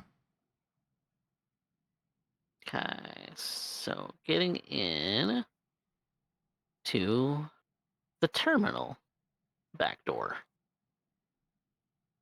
Okay. That's, I think, a success. That's a 12. Is there a baseline that you need, or to jack into an architecture? No. To get into the lobby of an architecture? Nope. Okay. You just, if you can see it, you are in the specific machine. You're in like the PA system. Okay. And that PA system is the thing that is controlling the sound that's going on right now? Yeah. So a little like mini CD was placed into it, and that's also what the other guy was talking through. So this is just the terminal that is controlling sound and volume and voice and all this other stuff. Okay. You'd have to get to the control node further into the architecture probably, but... So third action is actually going to pathfind to see if that node is behind any black ice. Okay. Which would be an 8. Okay, well, your 10 beats that. No, as in my roll is an 8 because my -2. Oh, I'm sorry. All right. So for pathfinding, is that just a baseline, or is there something? No, it's a you describe exactly how much is seen. It's basically the higher the DV that they get, degrees of success, I guess. The more that you describe. Okay. Yeah. This, since it's one unit already inside the building and the overarching architecture to things, This is just behind a password you have to crack. Okay, then I can do that on next turn because I have spent all of my net actions trying to breach him and then breach into the computer. Okay, so Outback's on the scene. Wiggly brain magic from D-Res. Kiri, what are you doing? Which also looks like she has her eyes kind of glazed over in orange. Oh, right. Blue is her holophone. Orange is she's in dead space. Do not disturb. All right, the little lady's doing her magic. Kiri was told to stand by. Is that supervisor passing out, or is he managing to? Oh, that's a very good question, actually.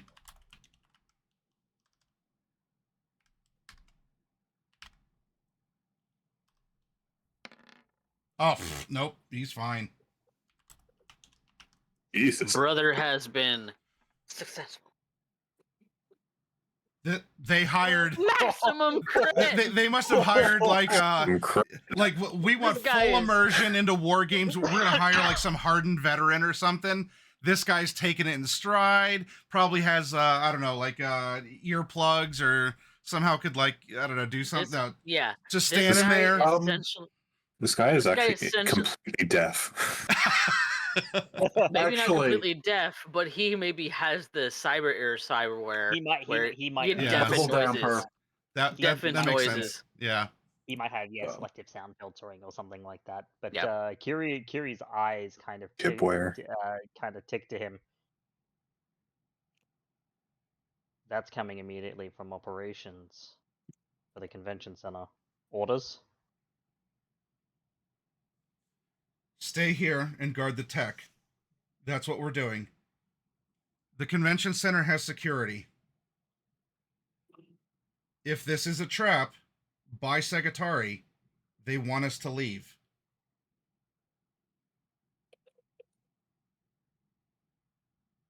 Okay.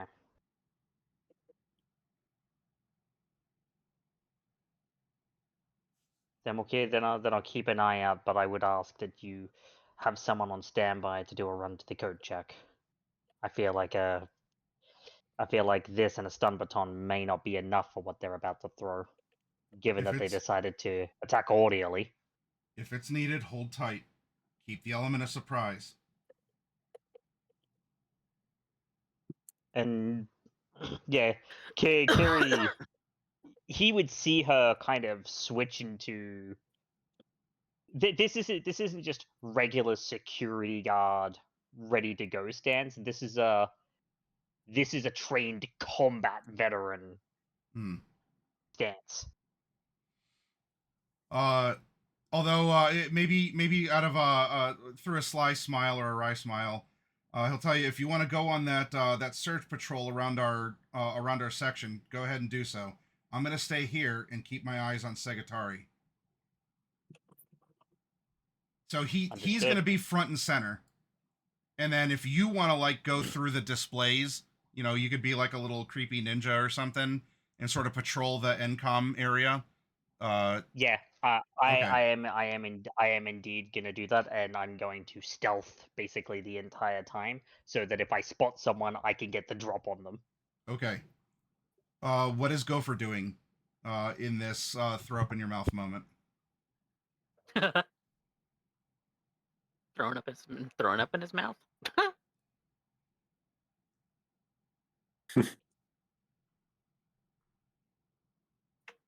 So there's the mechanical thing that the -2, but you can act, like you can still say things or do something. It's just not as competent.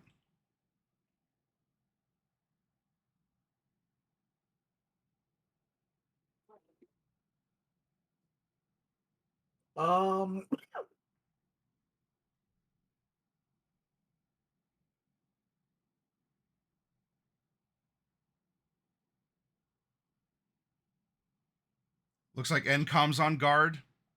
You could. Or I think you could try stopping the blasted noise. I think I'm going to be on guard. Because, like, probably better just to let, security do security things. And then, D-Res or might be closer to and be able to take care of stuff instead, kind of thing. Okay. Yeah, I don't know. Yeah, All right. I think I'll try and be on guard. All right. You got the security guy's gun, and you're kind of gritting through it.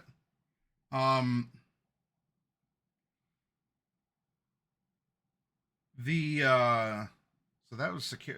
So the security guy will do that. That's his job. He'll stand there.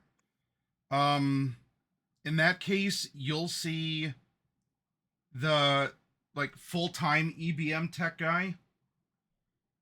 He's not being sneaky about it. He is leaving the area and he's going back this way. Okay. Before he leaves, he'll look at you, Gopher. If you're gonna stand there, then at least cover me. And he starts going off to behind all the cabinets that are facing the Encom booth. All right. All right. We come back over to the top. My one remaining bad guy. What would he do here? You're trying to get in. You already crashed his friend out. The least two intimidating members of the party. Oh well, yeah, and then yeah, you just showed up. Knock knock, partner. He is gonna panic,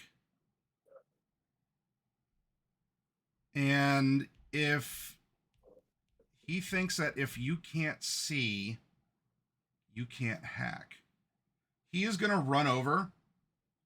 He's gonna grab a fire extinguisher, and he's gonna spray the window between you all.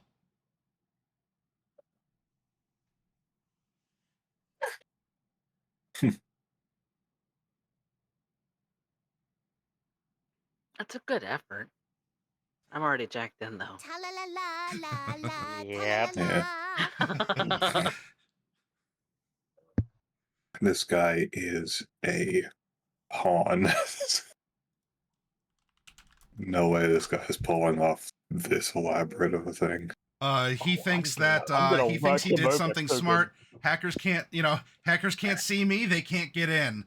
Sprays down the window with the fire extinguisher. Were to D-Res, or if you want to combo something, D-Res and Outback can go at the same time if you have some cool combo you want to do together. So just so I can figure it out. This guy is he in a room? Yes. Or okay.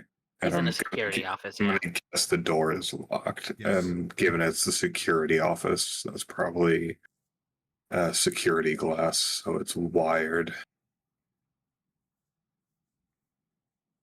And he's obscured his vision, obscured my vision of him. And since I haven't breached him, I'm not connected to him so I can't hack him. So I'm going to continue trying to shut down the radio.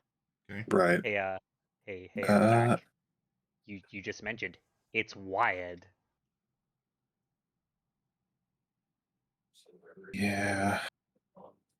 You're a legitimate employee. You could use that to set off the alarm. Because their place will go into immediate. I'm sure the alarms will start blaring as soon as you do that. Yeah. If it is wired. That's about literally the security wire they put in glass, so if you break it, you can't just climb through. But yeah, probably also wired like that. Cool. I'm gonna quickly do the Henry Cavill arm reload and then try and punch through this glass to set off alarms. He'll set that room into lockdown. He's not getting out. Okay. Do you have? I have a cyber arm. Okay. All right. I'm like, oh, how are you punching? How you punching this kind of glass and not busting your knuckles? Okay. What are you for? I have one cyber arm. Cast fist. I shall cast fist. I think that's a brawl. Yeah, it's brawl, which is rate of fire too. Attacking cover, technically, so. It would probably be thick glass. Ooh. Ooh. Looks over to D-Rez. That first one didn't count. That didn't count. I mean, you basically hit regardless because of the fact that it is a stationary thing that cannot move. Yeah. So how much damage do you do? I do. That didn't count, D-Rez. Don't. I'm just putting a crack in it. This next one's gonna do it.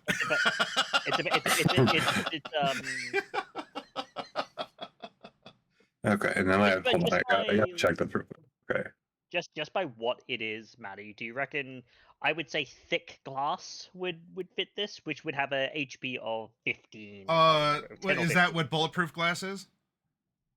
Yeah, I bulletproof glass is 15, and then thick bulletproof glass is 30.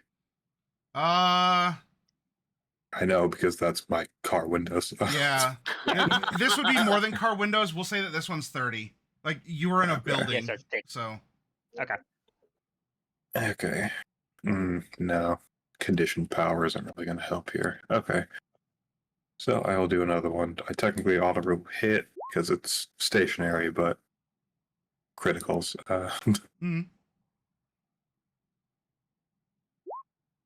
Okay. Some cracks in the glass. Yep, the crack gets bigger. D-Rez? It's rate of fire too, so. So now that I know my path to shut down the radio, I am going to move up to the password that I need to crack, and I'm going to crack it. Okay. Which I believe is another breach or backdoor. It is a backdoor. Should be 7 with my -2. So if it's a weak password, DV6, then it would pass. Otherwise, it would not. No. It's probably a DV8 password. You can give it another shot. You can give that another shot though. There's no reason why you can't. Yeah. You keep doing that. Try it again. There you go. Okay. A 13. And so, would that mean I'm at a control node where I can turn shit off? Or just need to control it to do it? Well, yeah. So you're through the password now, and now there's the control node that you must control. Unless that's not how that works, because again, I don't know how you're. That is basically how that works. Okay. Okay. So the node is before you. You know in the visualization, you crack the password, it kind of crumbles away, and then there's just this glowing control node in front of you that you have to then like reach out and manipulate. Yeah, you know what I imagine? I imagine it's like a sliding, like the password's like a sliding door with a key code in front of it. And DRS is like, yeah, it should be this. Beep beep beep beep beep beep. What the bang? This podcast maintenance system. Right. You had to double tap the door too. It worked. Yeah, that's fine. Yeah. I had to double tap my door too. So control, please. I'm only a third of the one in this class, so. Whoop. All right. So for next round, you have the control node for the PA system. Well, yeah, for my first control action. Yeah, for my first control action, I am turning off the sound. Okay. Sound is off. Can't do anything else because that's the end of your turn. But yeah, because when you crack a control node, you get based on the action. One control action. You get one control action as well. Okay. So the music through the PA system continues, which lessens the effects for you all in the back. You are not concussed, though the music is still playing through the arcade machines. So for Kiri and Gopher, you are still in the sound zone because the arcade cabinets are still projecting. Also broadcasting. But the broader PA system is not. thankfully. And the chirpers have probably stopped too, I'd imagine, as now it's more well, localized. The chirpers are picking up, if they're picking Chirpers up the signal, then... range. Yeah. The chirpers outside the range of the Segotari would stop. Yeah. Yeah. That's more what I was thinking. But yeah, okay. So the arcade machines are still kind of broadcasting them, which... Yes. Mm. All right, so Kiri's just like I told you. Kiri, you're skulking and stalking. This is going to be an easy turn for you. There's no one that you are detecting that is at least not in. You're seeing people in the glowing security suits like you are. You're not seeing anyone else. They're also on lookout, or they're stun baton. They haven't been given orders for their guns yet, but yeah, and Kiri probably would reach out on the holo to Gopher. And as she's stalking and looking, give me a sit rep.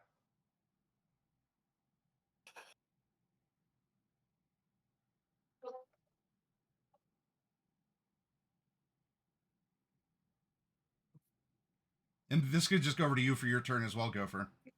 Yep.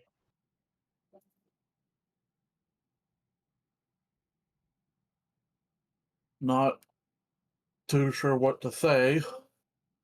I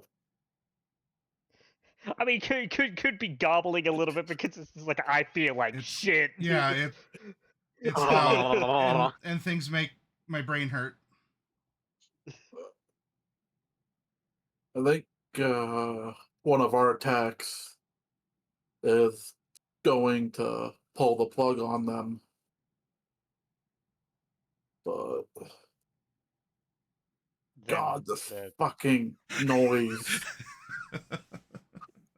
Oh, I hear that. You're right in the line of it too, aren't you? I'm doing fine, but this sucks.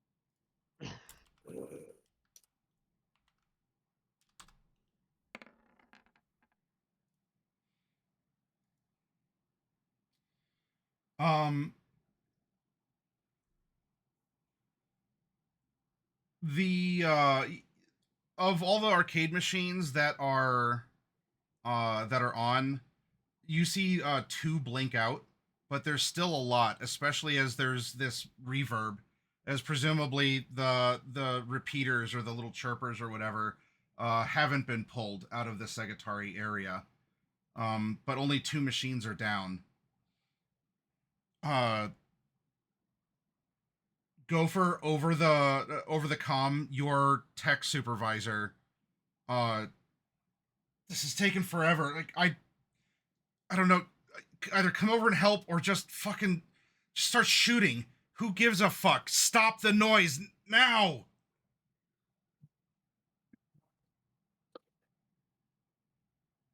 All right. I'm gonna try and pull some plugs on them. Okay, you want to go over and pull plugs? Yeah. Okay, so you can start doing that next turn. All right, back up to the office.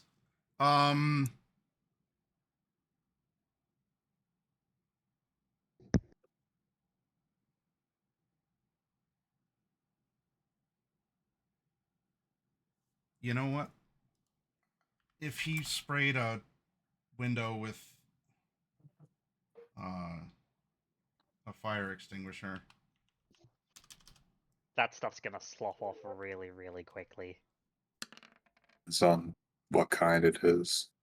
Yeah, it's either gonna be foam, which is gonna slough off really quickly. It's water, which is not good, which will slough off really quickly and do nothing. It could be CO2, yeah, which will super fog cool the up. glass. Yeah, make it. Please be powder. A CO2. Powder would coat it well. Bah! Got the starting crack. Bah! You're a third of the way through. 10 points of damage. That goes up to 24. That goes up to 35. From inside the room, bang, bang!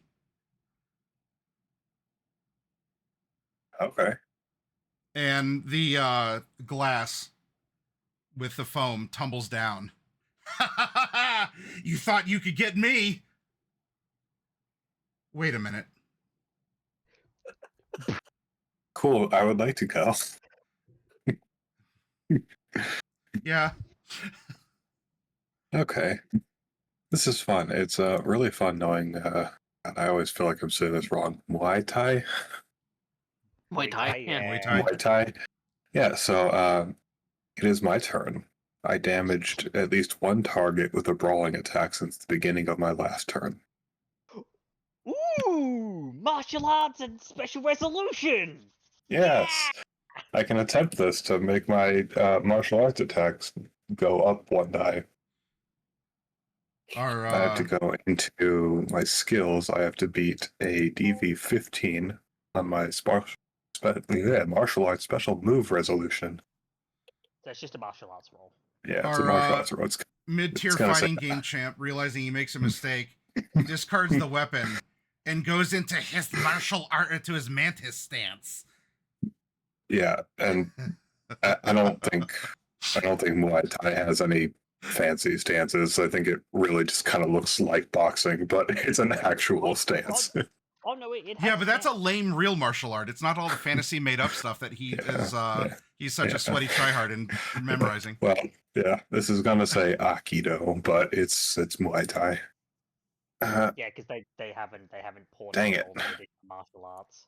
Well, I don't beat my resolution, so I don't get to increase my martial arts. You do get to kick the shit out of him, though. I do get to kick the shit out of him with Aikido.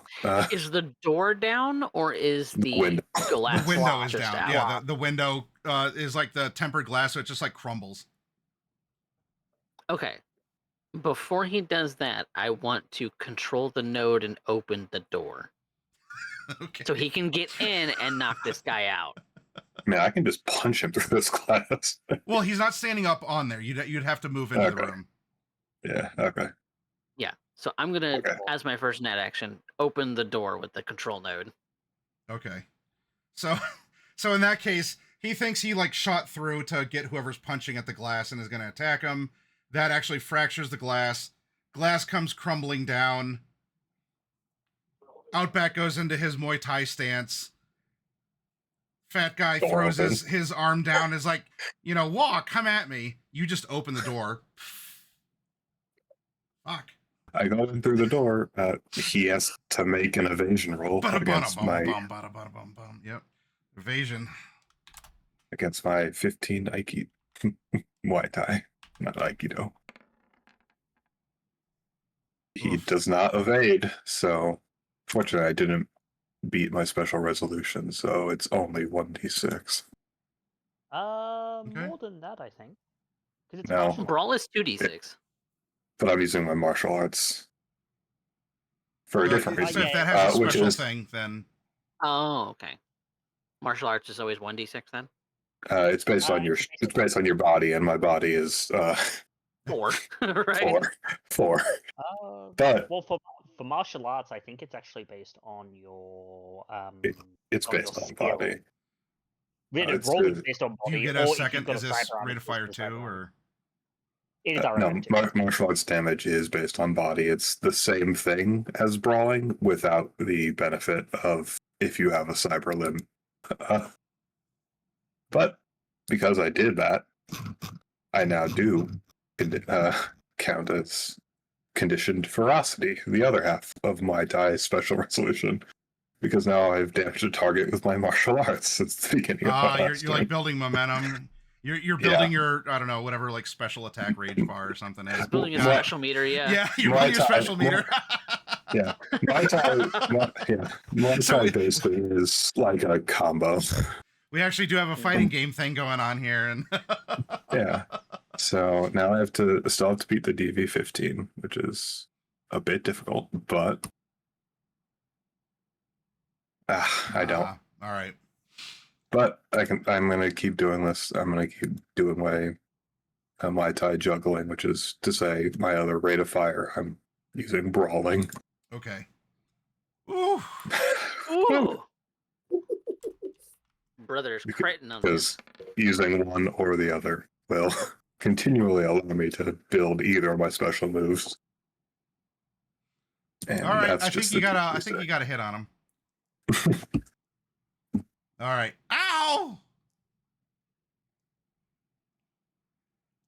All right, so that was a move and your double attacks, but that was only one action from you, right, Drez? You still have 2 more net actions? Yes. Okay. I have 2 more net actions. I am intending to, let's see. Since I did a Pathfinder on this architecture, what else can I control with this control node? There's the media player, volume, the PA system, if you want to talk through it. But that's it? Yeah, like There's this nothing is else just to control in here? Yeah, like this is from just the machine for just broadcasting on the room. speakers in the convention center. Oh, well, you let me open the door with it, so... Oh, well, I imagine... shoot, yeah, that's... Yeah, so, like, I guess you could get a simple room control like a door. Okay, so just the door controls and the PA system, maybe a couple of other things. There's maybe some files. Oh, nothing terribly pertinent right now. Yeah, there might be files like the like a schedule of what to say and when or something. There could always be a secret, but you know. You know what you could do? That would be interesting. You have control over the PA system. You could broadcast something. Like, say, alert the entirety of security to the fact that someone's in the operations room. Yeah, I'm gonna do that for a second net action. Okay. And then third, I'm gonna attempt to breach our enemy friend again. Okay. Because why not be an absolute unit? Also, for the purposes of taking negatives, am I still considered? No. The sound is off. Okay. Sound is off, so turn the sound off for PA, so we're all good. Remove that then. I'm not gonna do that. So there's that. So I'm not at a -2 anymore. So we're going to attempt to backdoor into this guy's neural port.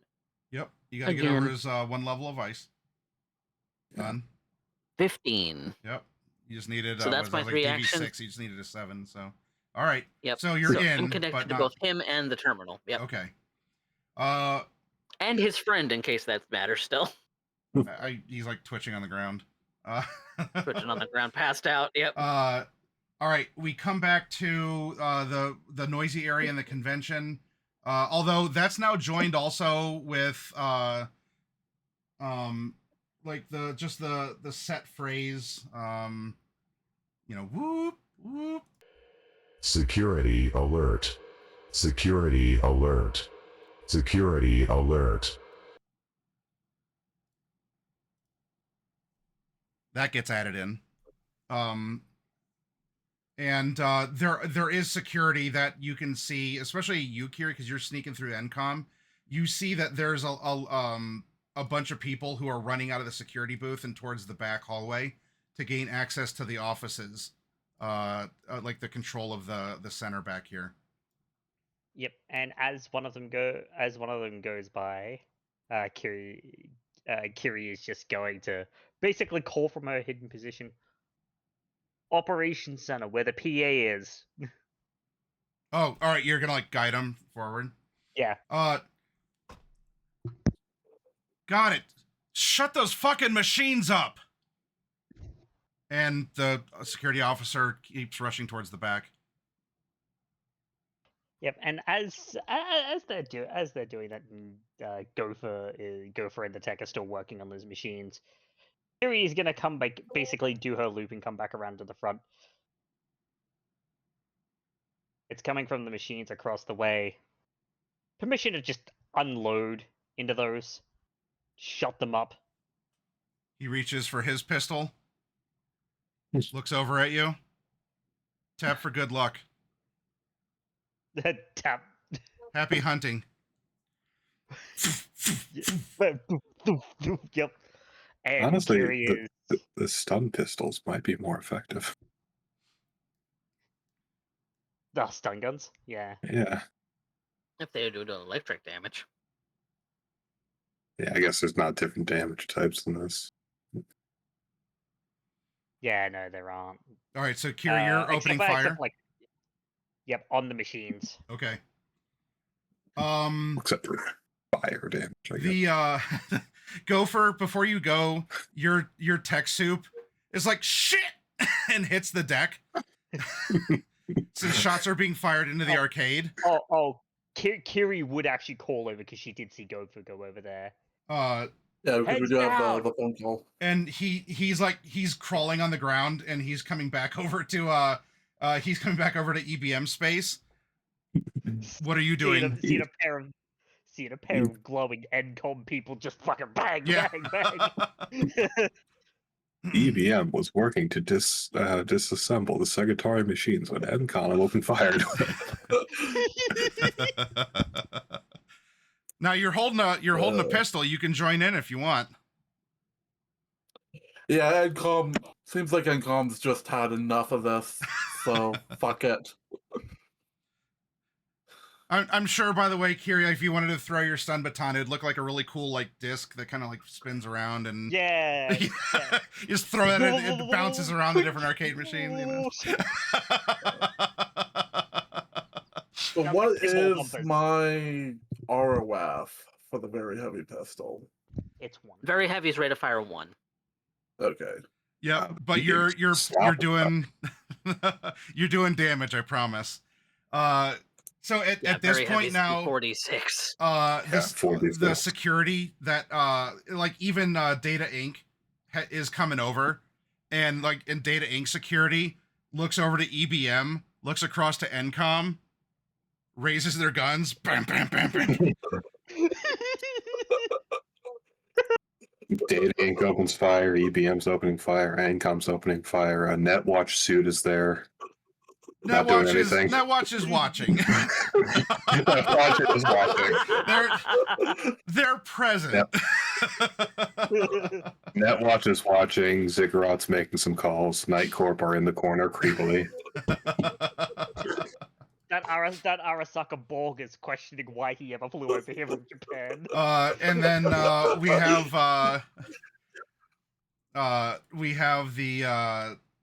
the epic fight also up in the room here.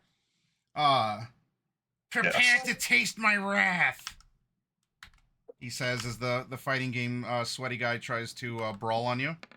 Ooh. Yikes. Okay. That was the worst time to take a sip of water. Well, theoretically, I can beat him with evasion if I roll a better crit. Yeah. Do you believe? Get it, girl. Nope. You do not. So he's gonna hit you. His stench hits me. Yep. All right, you get ham-fisted for 9. It's the first time I'm actually physically taking damage. Minus your leathers from your uniform, of course.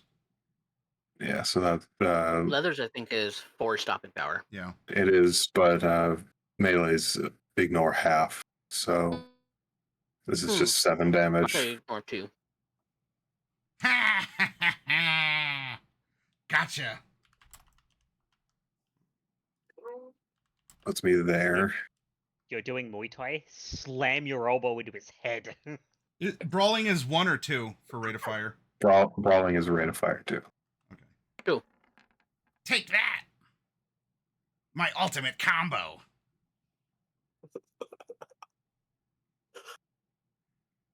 No! Yeah, You're no. cheating! You can't block that! I manipulated the subpixels! Kick him in the face, please. My inner fighting game player is cringing. Kick him in the face. Can I attempt to system reset him first? Yeah, your net actions are faster than beat space, so sure. Your net actions literally happen at the speed of thought. So. Yep. So this is a fairly hard. Yeah, this was a DV for 13, me. so you need a 14, right, or something like that. No, it's a 12. I need 13. Oh, 12 to 13. Okay. Yep. And I have no luck and no fickle god favors to add to that. We believe. We believe. D-Rez is raw dogging it. We believe. I need a 9+. Ah. Nope. Not quite. All right, Outback, punch you. Unless D-Rez has more net actions that. Unless there's something more I can do with the PA system, there's not really much more net actions that I can do in this turn because I can only quick hack one target once. You could broadcast the fight, I guess, if you wanted to.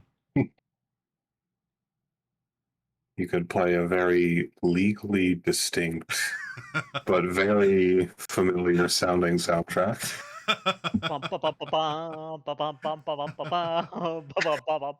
Ephemeral conflict.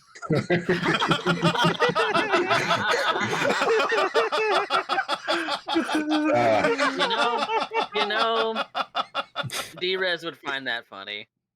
You want to broadcast the fight and you want to DJ the fight? To the tune of legally distinct Mortal Kombat. Got it. Okay.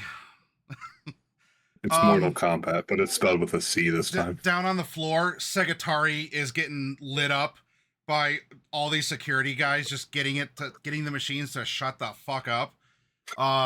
Now we go in. Yeah, you have an announcer. You have epic music. You already dodged. You took a blow. You dodged. It's now your turn to reply, Outback. All right. I'm gonna keep doing the thing that it seems Muay Thai is built to do, which is continually make your special resolutions every turn to try and keep stacking. Okay. So special resolution attempt. Ooh. That is a special resolution. Which is there's oh god, their name's so similar. I have to remember which is which. Okay. Where did my Muay Thai go? There it is.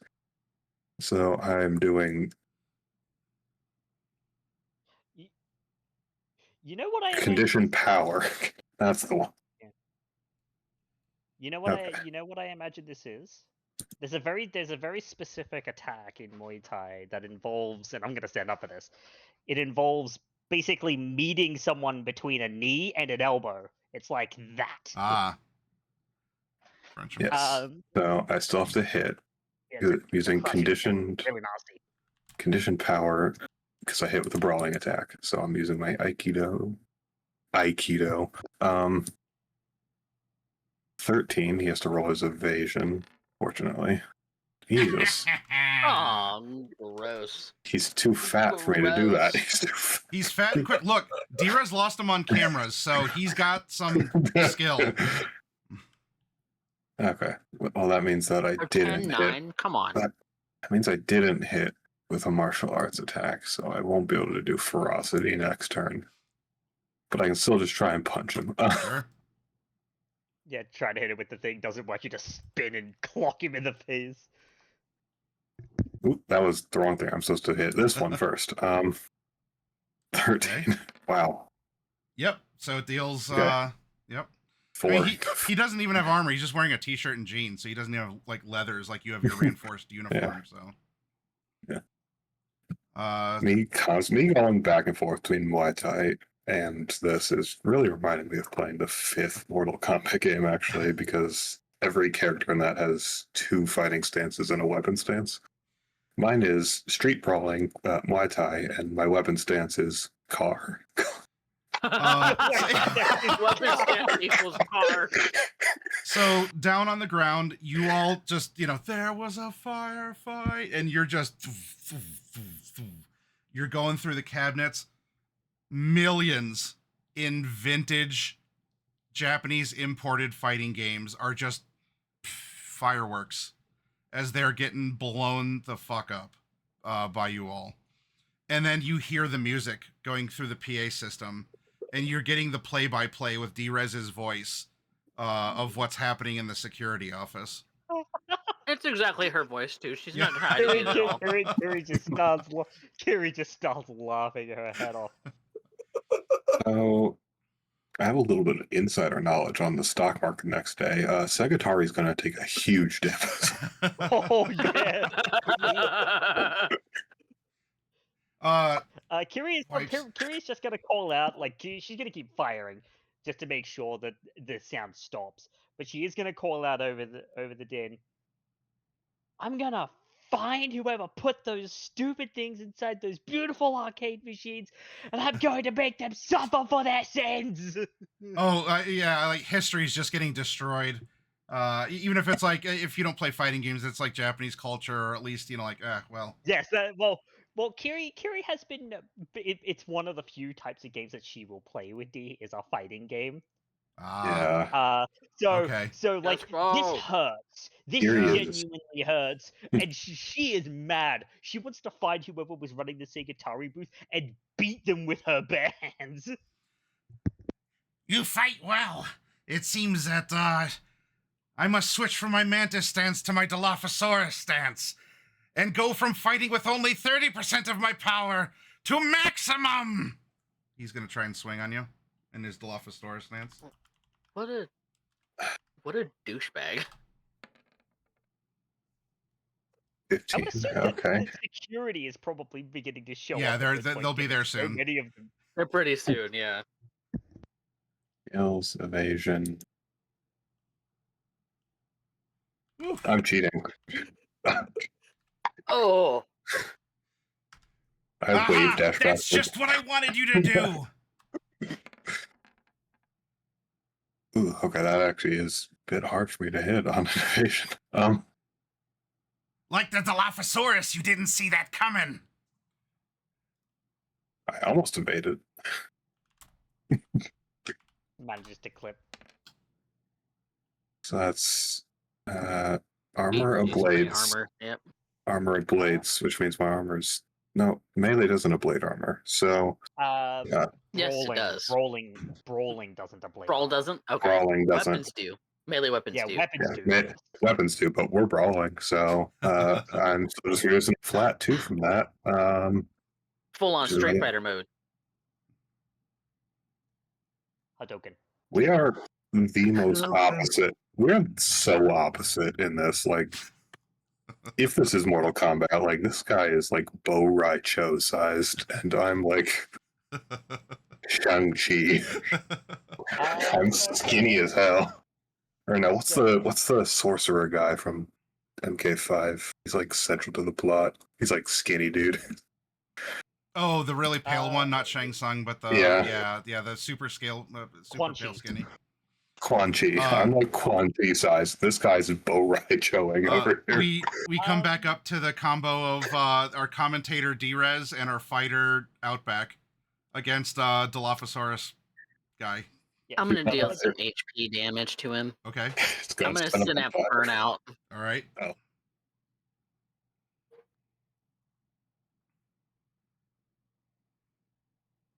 I'm just shy. I needed 2 more. Okay. Fortunate. I will note, brawling also doesn't ignore half the armor too. Brawling doesn't ignore half of the armor. Yep, you're dealing full damage to him because he's not wearing any armor. Okay. You just took 1 because you're wearing leathers. And then should be so do some damage corrections on your end. Did some damage corrections. We're good now. Are you doing anything else with net actions?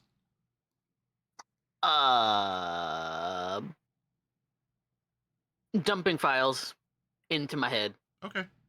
All right, you're scooping what you can. I'm just stealing all sorts of. I'm stealing whatever files they had to make this thing happen, and off of the CD that they inserted into the PC, and or shard, whichever it is,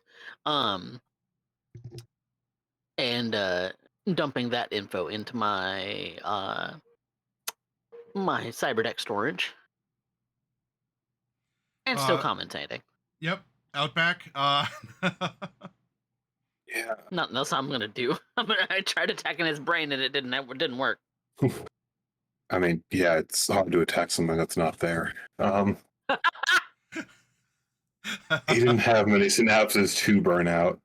I think I'm just gonna try him with the good old 1-2, little nomad 1-2. All right, so let's we're see just what he gonna can do. I have not. 13. Oh, Not, that was an 8 for a not, second. Slogging him.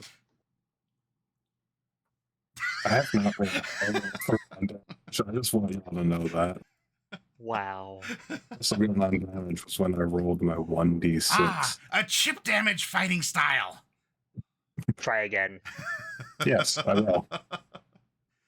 Oh, Come on! There's nothing I can do about these things.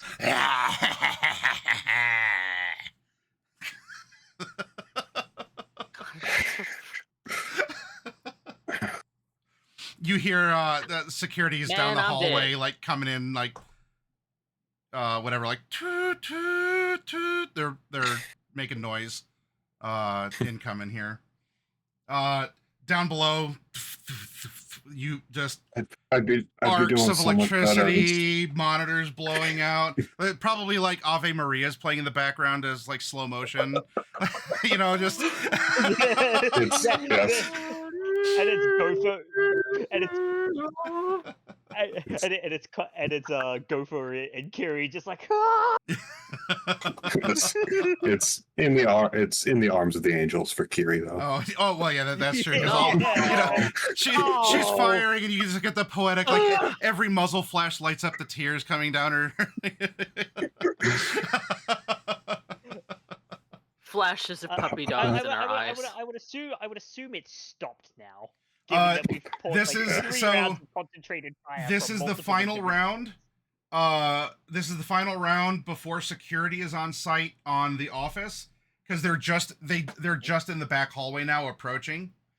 So they'll be at the office at the end of this round, and then the arcade machines will be blown to smithereens as well. So if you're gonna do something big, this is your chance to do it then before it stabilizes and security is like now everywhere and has shit on lockdown. Kiri has been filming it. Our Dilophosaurus is going to take 2 swings. Look, I would be doing a lot better on this, but I don't want his greasy hair touching this uniform. I have some respect for this uniform.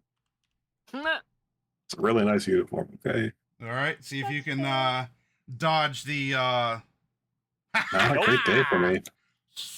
Chameleon. He must have grabbed my dice instead of his own this morning. 6. Okay, so that's Look. that. Lethality, you haven't had to roll in quite some time. You have given your dice to Chameleon today. Hey, Chameleon, how does it feel? Because I know what it feels like. It sucks. Literally doing the guess I'll die. You have the Yeah, you have the second swipe incoming. Well. Oh, well then. Attacker. Wait, attacker wins. Defender wins on ties. Defender. Wins. Oh, okay.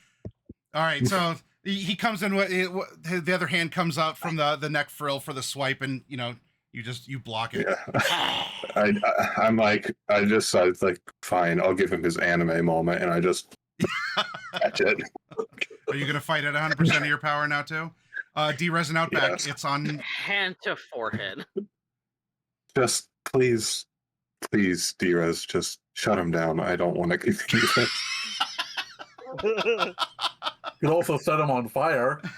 I could set him on fire, but also that seems like it would be really bad with the amount of grease on his body. Yeah, probably. Yeah, you expect a little spark, and it's just. So, I mean, I could try to do just damage to him, or I don't want to kill him. I just want to knock him unconscious. Please. Direct damage would probably kill this motherfucker. Okay, so you want to go for the knockout? System reset. Yep, it's a DV12, so I gotta hit a pretty good hit here. I believe. Ah, that's a 13. Thank you. Oh my god. Do. Uh-oh. And now both him and his friend are unconscious as security gets here. Yep. So security runs up. D-Rez, you just, like, they're running up. You just snap your fingers. Blue screen of not death. And he just sort of, like,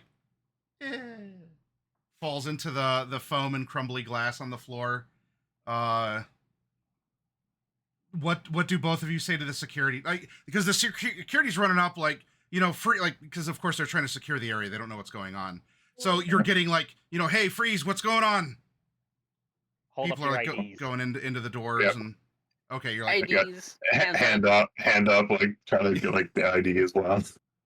Beep, beep. They're out cold. They'll be waking up here in a minute, but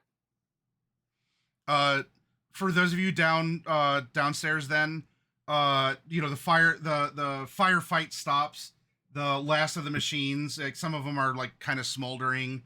You get the last, like, little cinematic, like, arc of sparks, and you're hearing D-Rez commentate to, like, you're hearing security come in, hands up, IDs, what's going on? You're hearing that exchange going on. So it sounds like security is there. Both the assailants were knocked out. And there's perhaps other security that was down on the floor, maybe on the other side of the area here, is also now kind of coming up here. And they're giving you a similar treatment of weapons down, we're checking IDs, compliance stuff. Now, of course, you all work here, and you all are on record of helping and doing things to prevent this from being worse. And Segotari will be held responsible for the malfeasance of, presumably the employees, or they'll have to get to the bottom of this and, throw them under the bus if they were patsies or something else along those lines.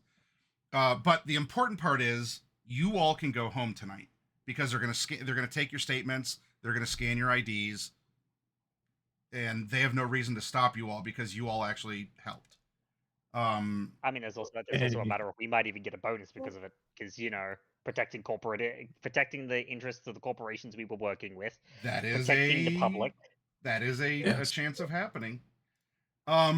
So the final thing, well, you know what? We'll save this for because this will be good review for next week. We'll end tonight's session here, and then when we come back next Friday, we'll have our review. We're gonna shore up this night before you go home, because there's 2 other skills you need to roll for what happened. And then you all can go home, and then we're gonna start the first public day, Friday. The show must go on. Yes. And with ruined Segotari arcades cabinet. I did have a plan too. That was gonna be, if there was gonna be any issues, I was gonna basically get on the holo with D and tell D to patch me through to the PA system, and just go, attention please, your attention please. There has been a security breach. Please, please walk in a single file calmly and orderly to your nearest assembly points. Thank you. Ding ding ding. And probably a call for custodial services on the Segotari stage too. Yeah. Clean up on aisle 9. I maybe wouldn't expect too big of a monetary bonus for helping out, because cover-ups are expensive, but. Well, it might be monetary, but it could be other things. It could even be promotions for the day. Yeah. Like for the rest of the time, because especially, I mean, not so much for you guys, but for Gopher and Kiri especially, because they were right in the corporate eye. They're under compunctions to, well, possibilities to do that. Jen, all of you would have seen Jen as when things were like when everything was going down with Segotari, she was taking some photos, and it was a bit of narrative action. Like I know that we were going round to round. At some point, while taking statements and way after the fact, after the two were knocked out, she also would have made her way into the back. Like security would have stopped her, but she would have been taking photos. Like, Jen with Hard On Tech News, any comments? What's going on in there? Can I get a photo of the two alleged assailants? And they're gonna like escort her out and whatever. But both groups would have seen her before you would have, you know. Haha. I can just imagine she gets photos and it's like two or more like visored, red armored like NCOM security guards. A tech in an EBM, a tech and another guy in like two techs in EBM jumpsuits, the EBM security guys, and a couple of datering security guys who are probably wearing like nice suits or something like that, all just shooting guns at these Segotari arcade machines. Yeah, just like lined. It's like a shootout at the OK Corral, kind of like they're just lined up and going at it. It's like shooting. It's like going to the shooting range of a Second Amendment store. Yeah. Obviously, gamers are going to wake up tomorrow and be very displeased because this rare imported arcade that probably a lot of these guys bought tickets for the public showing are going to have nothing. But D-Rez is also very sad about the arcades. So scary. Yeah. We can have a moment. I think Gopher will probably be a little saddened, but it's like they brought this on themselves. Now, because this could be a moral quandary for next week. In the cleanup, while there is security kind of watching things, if you did want to do something illegal, I mean, the arcade machines are broken. Maybe, maybe the chipboard disappears. A plywood casing is one thing, but I don't know. I'm tempting you. I'm being the bad guy on your shoulder by doing this. But if the Mobo is still intact, it would be worth a lot of money. Nah, that's up to you all. The security is around and watching. But anyway, we'll save that for next week. And D-Rez is anti-corruption. We have finished mostly our media day.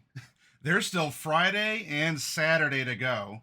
A big announcement from EBM coming up on Friday night. And we'll see about Saturday night is probably going to be the Arasaka tech demo as well. But you all have an idea for the pacing of things and how things are going to unravel as we go on. And we'll go from there. Hopefully we'll have JP with us. I guess he got home and wasn't feeling good. But hopefully we'll be able to welcome Night Mage. We'll catch him up if he hasn't been lurking and watching as well. But for now, he said he had chills. Yeah, I'm gonna stop recording and I'm gonna take us offline, and then we're gonna go be EP peepers and get some sleep and be potats. So be well, everyone. Thank you for hanging out. Hopefully this was enjoyable. It had the tense moments, the ultra violence you'd expect in Cyberpunk, but the fun cultural references and the good laughs and role play opportunities abound. I really appreciate you being here as my players, and having your characters be continuing to be amazing with what they say and do. I'm really fortunate to be able to be your all's GM as the players, and for you in the audience to be your guys your unconscious. Host. So, you force knock them out. Just met wiggly fingers and do. I cast sleep. Obviously it was D-Rez who knocked the first guy out, but for the second guy, I used my special fighting game move. It's back, forward, down, circle, triangle. So it just instantly knocks him out. Oh, right. That's a cheat code. Yeah, it's my cheat code move. Yeah, you hit him with the QCF 1+2. All right. Take care, everyone. We're going offline. Tomorrow might be a special broadcast. I'm kind of in the mood to go around the neighborhood showing off Christmas lights and stuff. So stay tuned, because I might be sticking my phone outside of the car and taking you on a journey through all the cool stuff.